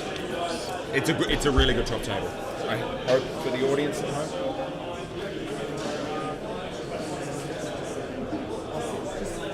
Actually, it's not perfect. We've both made some little mistakes, but in terms of like it not just being like a dumpster, like either way, it's good. It hasn't been a blowout at least. Yeah. We've made mistakes, but It's like the buffering. I was going to say, we seem to have gotten some audio. We're better than we were. So they can continue. Let's go with better than we were. Yeah, better than we were. No. Oh, whoops. We actually had about 25 people watching at one point there. Skip ahead to the live broadcast here. So what? It's Dave's turn now. So he's now moving his units in. So just in case anyone missed it, what ended up happening was the Succubus died to a combined effort of the Daemonettes and the Furies. So we actually did talk through scores, but there is a comment here that says, can we put the scores in the comments? Sure. I think we basically had, I think it was about 40. This is halfway through turn 4. If you want to write them down there, it's Mitch has the primary. We got 30, 39, was we at 9, 18, and 27. Yep. So we're 57 to 6, 12, 15, 25. Ooh, that's rough. 12. Yeah, sorry. Yeah, 25. Yeah. That But primary there's is hurt. definitely, the primary has hurt Dave a little bit here, but there's definitely ways for Dave to recover. Yeah, for sure. It looks like, unfortunately, Dave was unable to score any primaries in battle round 4. Well, it doesn't look like they've scored round 4 on No, there. apparently for it's still Mitch. accurate. So Oh, it's- neither of them actually were able to score primaries in battle round 4. Wow. So, yeah. It looks like, and I hate to say it, but it looks like it's going to be too little too late for the Harlequins. I have a feeling so, yeah. Because there's obviously 3 characters dead for Assassinate, which means the Troop Master's gone, the Shadow Seer's gone. It is. Sorry, not the Shadow Seer, the Troop Master, the Solitaire, and the Succubus. Succubus, yeah. So just to update the stream, then the Shadow Seer, the Solitaire was killed. The Forgotten Charge. The Forgotten Charge, Yeah. but it was then killed by combined efforts of Lucius the Eternal, Sorcerer, Dark Apostle, It took a bit. and 10 cultists. So it definitely tanked a little bit of Mitch's army, but unfortunately did end up buying the dust there. Look, as we described earlier, Dave really needed those fusion guns to kill that keeper in the center of the board. That keeper needed to die. It needed to die. And it needed to die before it swung. Yeah, and unfortunately, not only did that just not happen, but its return swings were just absolutely crippling. It fought in the psychic phase as it can do, and killed quite a few troop then as well. It looks like it might probably die now, but as Mike At this said, point, it doesn't matter. I don't think it actually matters anymore. I don't think Dave can recover on the primary. If he didn't score any on the primary for turn 4, did you not score turn 4? Oh, we're still in turn 3.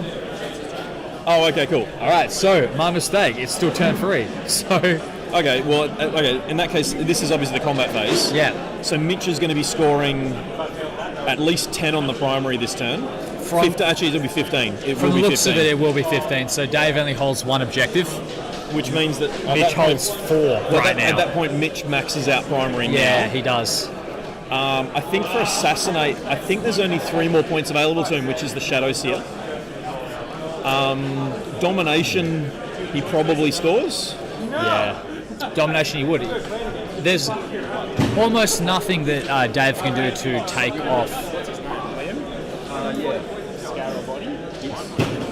Although, so if those troops in the bottom, if those are Harlequin troops in the bottom kill those demon on the objective, which is a very possible thing, in fact, very probable, he'll be able to take that objective. When the troop in the middle charge, that only one of them needs to sweep to wrap around on that objective to take it off OBSEC on the keeper. And I would be very surprised if that keeper doesn't die with the combined efforts of Dave's army coming into it. Those spikes up the top should be able to kill those small amount of demonettes left up there. So he's running out of models, Mitch. It may actually be.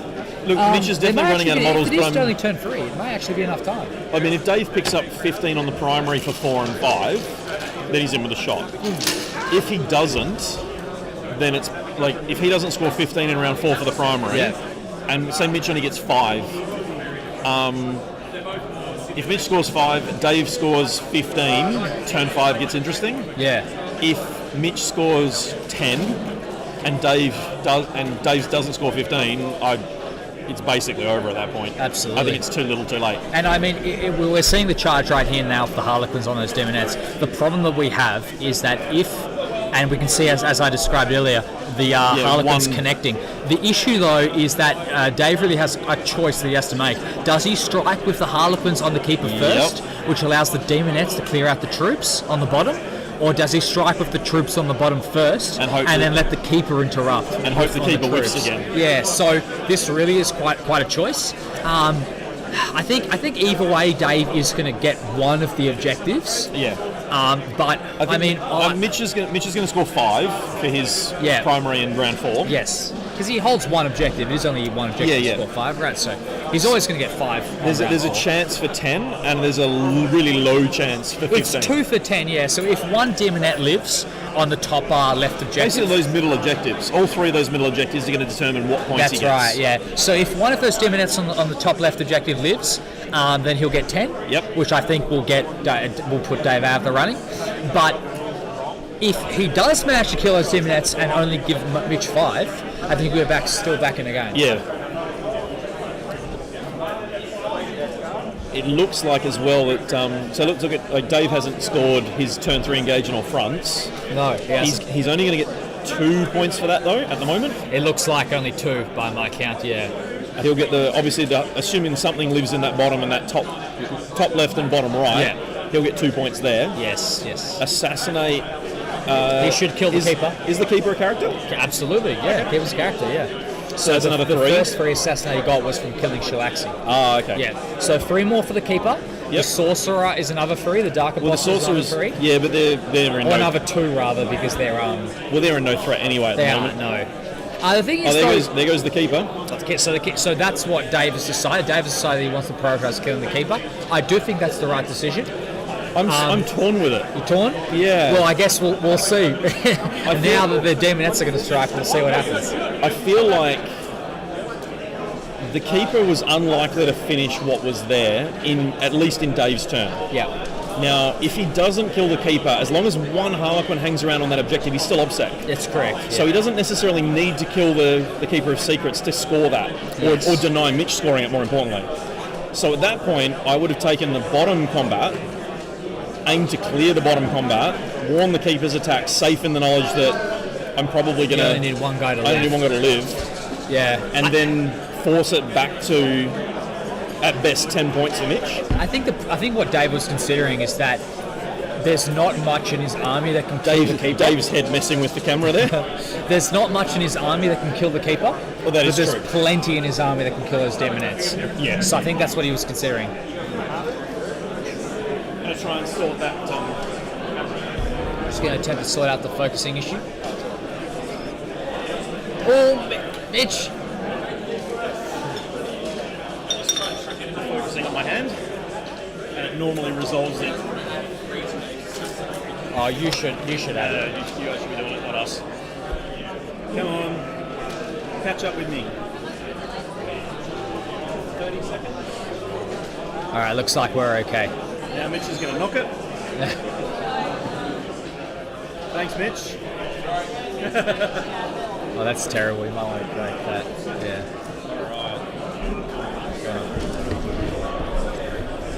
It's not too bad. Let's adjust it.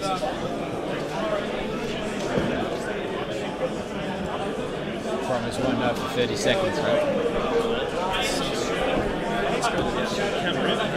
I was thinking, like, how hard could it be for 5 games? That's a live camera. Oh, fantastic. Okay. We just can't make it enlarged, so that's why we've been watching it on a slight delay. All right. So we can see what the YouTube community sees rather than... Yeah, absolutely.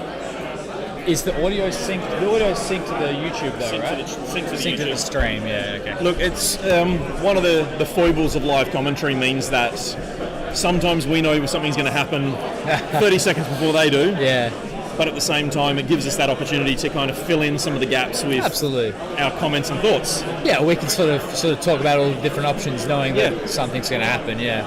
So it looks like the Demonettes did swing and killed most. I can see 3, 4 So left. the Demonettes swung and killed 6 of those Harlequins down See the that, bottom. and that would be my main concern. Yeah.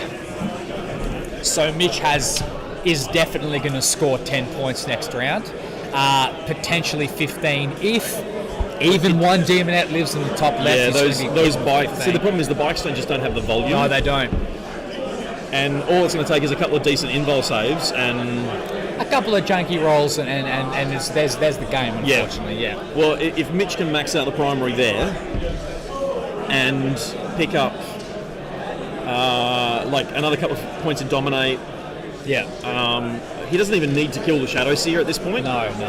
The Shadow Seer is Well, a Mitch nice. is running out of. I don't know if Mitch even can kill the Shadow Seer. We still got Lucius and the Yeah, he does. But like the 3 they're Chaos quite out of characters. position where they are, I think, is the problem. Well, they are, but obviously if those Harlequins are going to stay in the midfield, and because of the way Smite works with line of sight, like you could very quickly see those characters with Warp Time and Smite going off. You know, all it's going to take is Lucius to get thrown into those squads, and he'll make short work of them. And if he dies, there's every chance he'll kill them as he goes because of his Mortal Wounds rule. True. I mean, obviously that he's got warp time as well. Yeah. So that, although that looks quite a far distance away, Lucius, he should very easily be able to make it. Unfortunately for And that's it. If he gets that double move and a charge off, then we start having some situations where Lucius can go in. Yeah. He only needs to kill 2 or 3 of them, and you know, he'll probably get fusion pistols to death, but his rule doesn't. I don't know if his rule works in combat or not. Is it only combat or is it shooting? I do not know. Hang on, I'll have a look.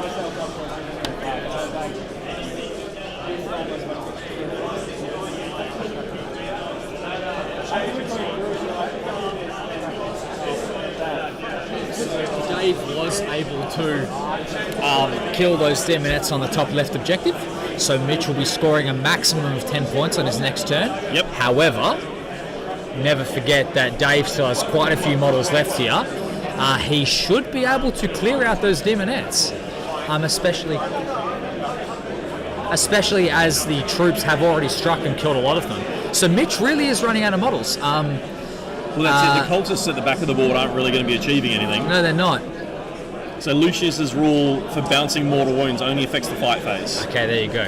So he needs to die there, basically, rather than being shot in the face by fusion pistols, which is a real risk because he's only a 5-up invul and he's been wounded on 2s by them.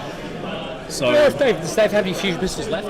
it looks like he would. You got any fusion pistols left? All dead?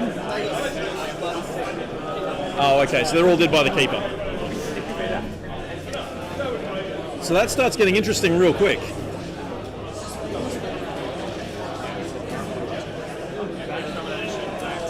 So Mitch is going going into Mitch's turn 40, yeah. So Mitch will score 10 on the primary. Mitch will score 10 on primary, yep, because he holds 2 objectives. Like I say, I don't think Assassinate's something that you want to... I mean, the Shadow Seer, I'm assuming, is somewhere where those troops are towards the centre of the field. I can't quite see it from where I am. I mean, so the job of Mitch now is to deny... Like, Dave has control of the board at this point. Not control of the objectives of the game, but... not control of the... See, this is the other hurdle that Dave's got, is those bikes that are holding that objective, they can't be used to engage anything now. Yeah, or they lose the objective, right? Yeah. And so do you want them to score your 5 points and potentially another 5 for more objectives? Yeah.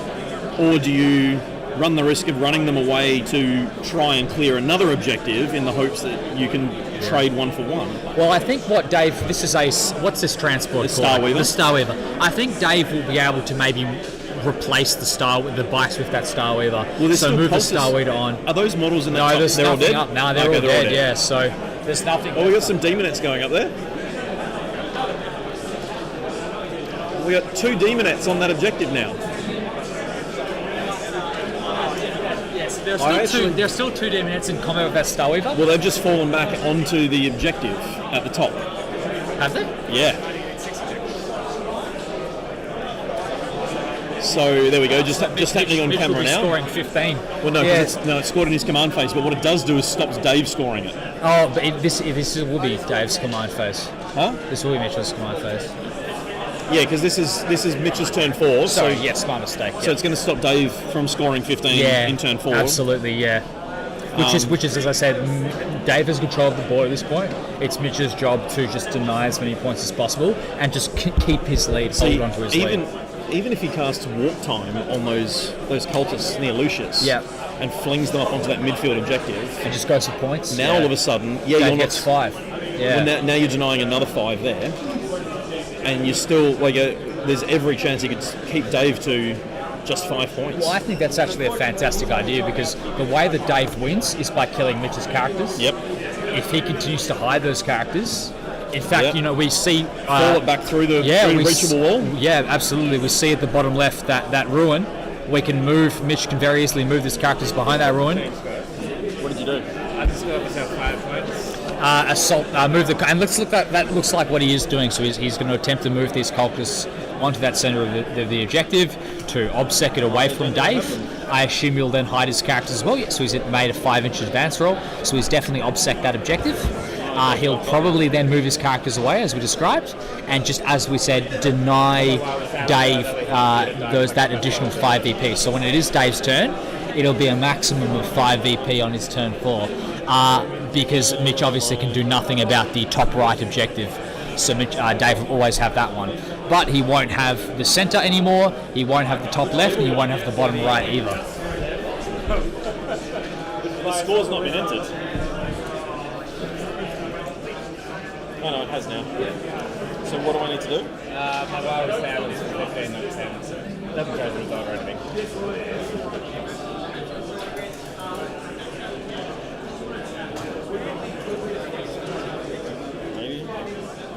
Yep, so that's exactly what he's doing. He's currently hiding his characters behind walls so that the bikes can't get to them, can't shoot them, and no one else can shoot them. And he's just conserving points at this stage. Yeah, So he's doing exactly what we talked about. He's moving his guys back and moving his cultists up the and centre. at that point, Dave scores 5. Five if for everything goes primary. to plan for turn 4 in the primary. And 0 for assassinate. Yeah. And then potentially 15 for his turn 5, because Dave will obviously be able to take the objectives in his turn. But too little, too late, right? And that's what I'm worried about. Is I think that denying those primaries in turns 2 and 3 in particular is basically what's going to cost Dave this game. Yeah, I think so as well. And if Mitch does end up hiding those characters for the rest of the game and Dave can't get to them, then it's a problem. Because at this stage, Dave only has one turn. Yeah. Because one turn will be spent moving, turn 4 will be spent moving those bikes, those characters, and then turn 5 will be spent actually engaging those characters. Yep. And Where's the Shadows here is the big question. let me find out for you.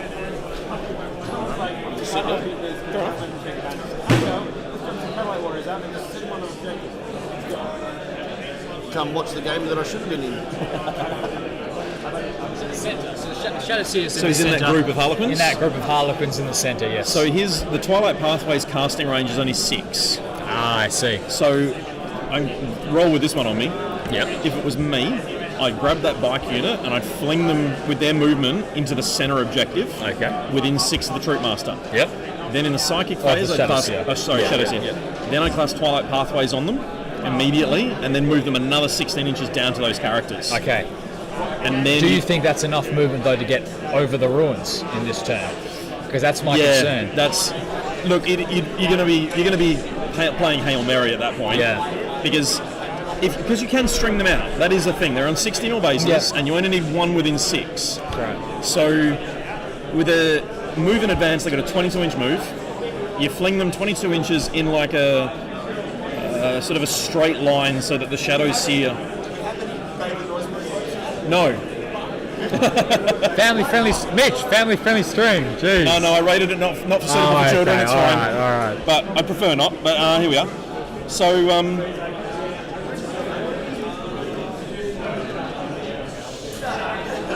yeah, if it was me, I'd be aiming to try and get those bikes into a position where a 16-inch move plus a charge gives me an opportunity. Even if it's a 9-inch charge, the risk is nothing.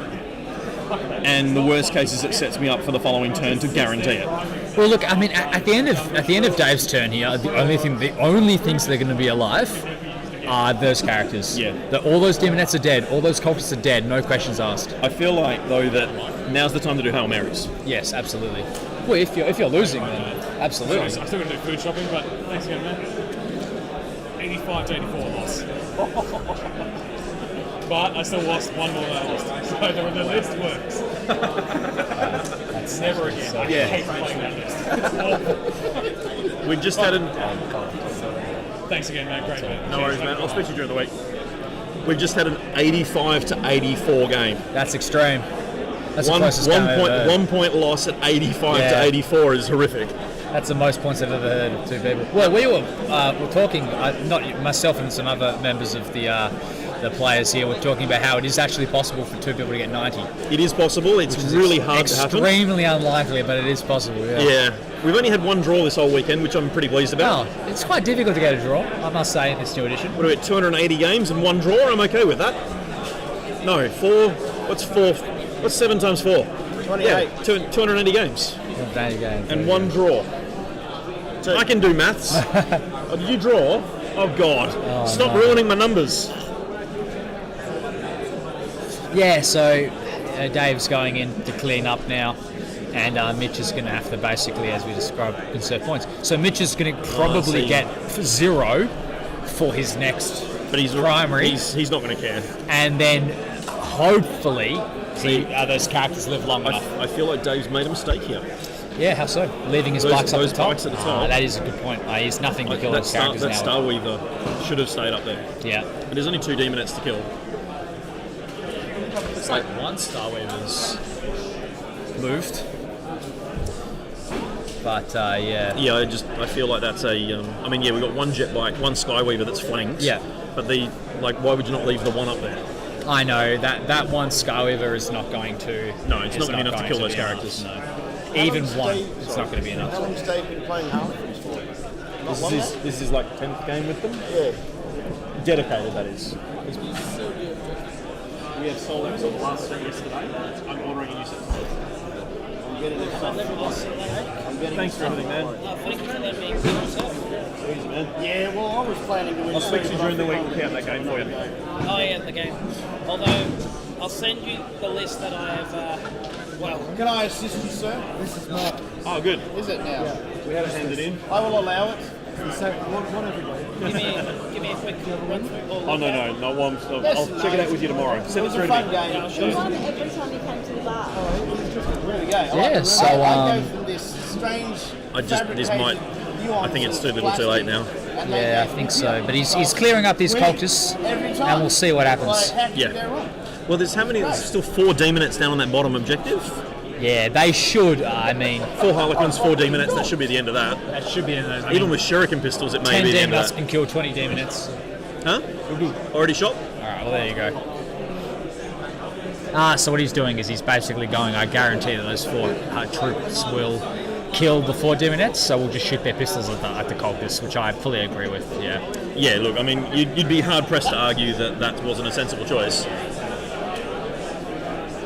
And I know the stream's a little bit off, but you can see it right now. There are only 2 cultists left. That Shadow Weaver should be able to kill them. Is that the Shadow Seer in the middle there? Shadow Seer, in the middle, should be able to kill them. She's only base 3 attacks. Ah, really? 4 on the charge for Frozen Stars. Right. She is hitting on 2s and wounding on at strength 5, neg 1. The problem is she needs to kill both of them. She needs to kill both of them. If one of those cultists live, then it's definitely all over. Yeah. We're down to 1 now. But now we're down to 1, yeah. That's feeling much nicer. Oh, we're all dead. There we go. There we go. So wipe them out in the shooting phase. So we're all fine. Those 4 Harlequins down in that bottom objective are logically going to charge the demonates. Of course, and the bikes up at the top right, top left are going to charge. I'm amazed they haven't shot at them. They got 2 haywire I cannons. think they shot at the cultists. Oh, okay. Oh no, hold on. Looks like No, they're still on the table. they're charging now. Yeah. 6 attacks, sitting on 3s, wounding on 3s. Oh no, it's 8 attacks. They charged. Yeah. Should be enough to kill 2. Should be enough.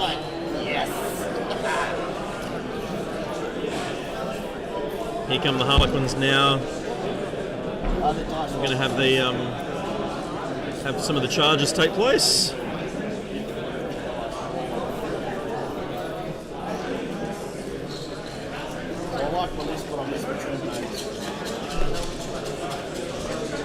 For those of you still in the chat, we'd love to hear what you think about the game. Has the game played out the way you thought if you've been joining us from the beginning? We apologise for some of the buffering in the middle there. Sometimes the internet is a funny thing. So such is life. It's funny. We the connection we have today, courtesy of a service provider I don't normally use, but I get a better signal with them. Okay. And it's an investment we put off for the hardware. Was discounted down from $800 to $600. Oh, okay. So we've invested about $800 in data and the device for this weekend to try and bring the coverage to you. And going forward, it's going to make streaming a lot easier for us. Oh, absolutely. So putting off that investment for a little while, but bit the bullet this weekend. Yeah. Oh, and so those Harlequins have taken out those demonates. Yeah, no silver eyes, and we've lost them up the top as well. And we have lost them. Oh no, the top is still alive. I think the stream is. The stream's still up to date. They are dead on the table. Sorry, You're leaving, eh? Rob. Dom, stop touching the camera. What? Leave the chat. I'm streaming anyway. We're commentating. We're commentating on the mic, yeah. We've just we're getting. Stop slow playing. You've got 4 minutes. Well, we do only have 4 minutes on the clock. Technically, 4 minutes. I think it's. I think turn 5 for Mitch is going to be suitably short. Yeah. It'll be 5 points for primary. And that's probably which maxes his primary. Yeah. And I can't see him taking any further risks. No. Oh no, I can't see those characters moving anywhere but just further back. I think they're just kind of going through that conversation right now. Yeah. Yeah, that looks like game.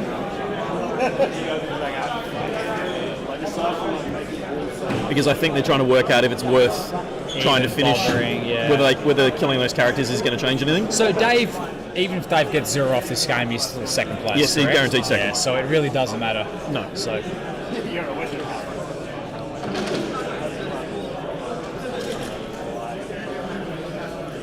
I think the conversation at the moment is. I think there's a conversation going on right now as to whether there's a 3-point assassination handover. Yeah. But I think Mitch is going to grin and let Dave have a crack at it. But I think he might be having a little bit of fun at this point and going, Yeah, look, I can't lose. Let's go and pop out and, have a good time. I think that's what it is. Yeah. Especially how he's now quite loudly shouted out bang, which seems like that was the intention. I think that's a warp time there on Lucius. The bang, I mean. Yeah, we're getting. I think we're watching the euphoria simp in now. As Mitch realises that he's touched taken it out. Yeah, I think so. As well. We won't get the mission. We won't get the points over here to spoil it just yet. No, but there's certainly a. The tension seems to have gone from the two of them on the table. I think so. Yeah. But it's a testament to the sportsmanship of both. Yeah, players, well, they're both still smiling after exactly nearly 3 hours of a very intense game. Absolutely, they both thoroughly enjoy themselves, as we can see. Dave most likely losing this game still with fantastic composure, and Mitch at no point gloating or No, and this is what you want for a final. Exactly You want two guys who work together to make sure the game is as fun and fair as possible, That's right. while still maintaining that competitive element. Absolutely. It's hard to ask for too much more, and Mitch has been a bridesmaid for this event a couple of times. He has, yes. So nice to see him take it out. Yeah, nice to see him put the work in and take nothing away from Dave. Dave, really good run. Well, yeah, he's had a really good run, and I know that he'll be disappointed a little bit in not winning, but I don't think he can be disappointed in this game. Absolutely not. I don't think he could have done any. As Dave said, he's played this game a couple of times and lost quite considerably. Yeah, I think. And now pulled off a very close loss. Yeah. Yeah. And then we've got some combat here from Lucius the Eternal, waving his fancy sword around. And that's not a euphemism for Lucius. Thanks very much, Dave. Dave sends us well done. It's been great to have the stream on today. You're welcome, Dave. mate. I'm actually hopeful that commentating for these, one of the biggest problems I have with commentating this is that often it's just me and Emma.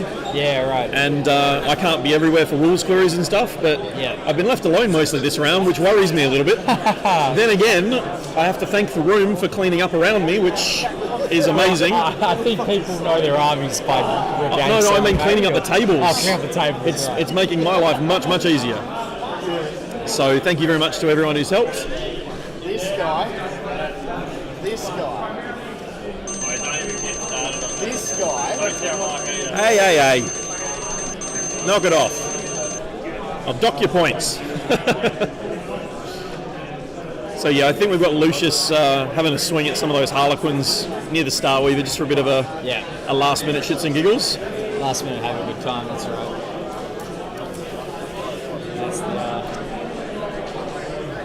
But I am going to take this opportunity to sign off. We will be live streaming the awards very shortly.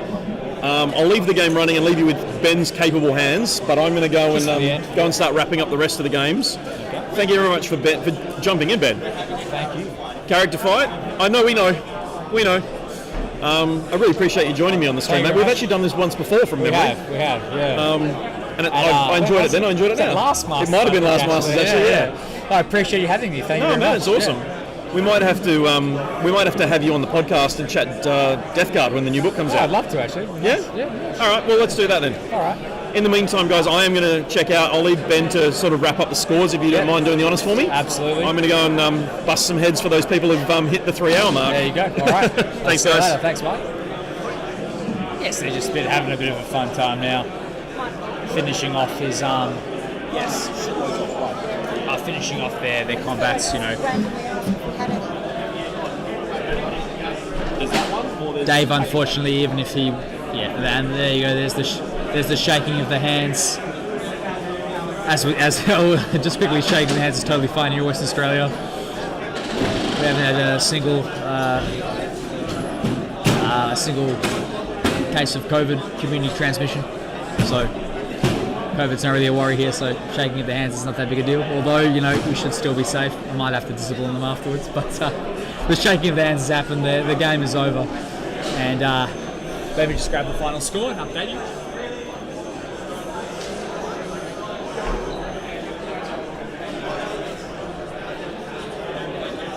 So final score was 81 to 69 in favour of Mitch. So actually only a 12-point swing. A really close game. Mitch, as we talked about, Mitch was actually only able to get 5 VP on that final turn. So Mitch scored a total primary score of 30-45. But because he was able to score that 30 points very quickly, Dave wasn't able to strip him from those objectives fast enough. Dave, on the other hand, scored a total of 15, 20, 25, 30, but scoring his first 15 points from battle round 2, 3, and 4, so 5 points a round, and then battle round 5 absolutely smashing 15 VP. Both of them maxed priority target, 15 each. Mitch got 12 off domination. Dave got engaged in all fronts for 14. Mitch got 9 for assassinate. Dave got 10 for assassinate. And yeah, total score 45 primary, 36 secondary, 81 total for Mitch. 30 primary, 39 secondary, 69 total for Dave. So Dave actually ended up beating Mitch on the secondary, but as we talked about with the primary, Mitch controlled the board too early and too strongly, and Dave wasn't able to win that war of attrition fast enough. Although, as we can see in the end, he definitely did win it. If this was a purely kill more game, Dave would have won. But unfortunately, it's an objective-based game. Yeah, exactly, yeah. Unfortunately, it's an objective-based game, and Mitch was able to hold those objectives early enough that Dave wasn't able to. There wasn't enough turns in the game for Dave to take it back. If this was a 6-turn game or even a 7-turn game, like in previous editions, easy win to Dave. I would, no question about it. But it's a 5-round game. Mitch played it like it was a 5-round game and was able to pull off a win. So yeah, we're done. Thank you very much. Thanks for joining us, guys, and you can watch this and all the other rounds on this table on YouTube right now. We'll be back on Facebook very shortly for the awards.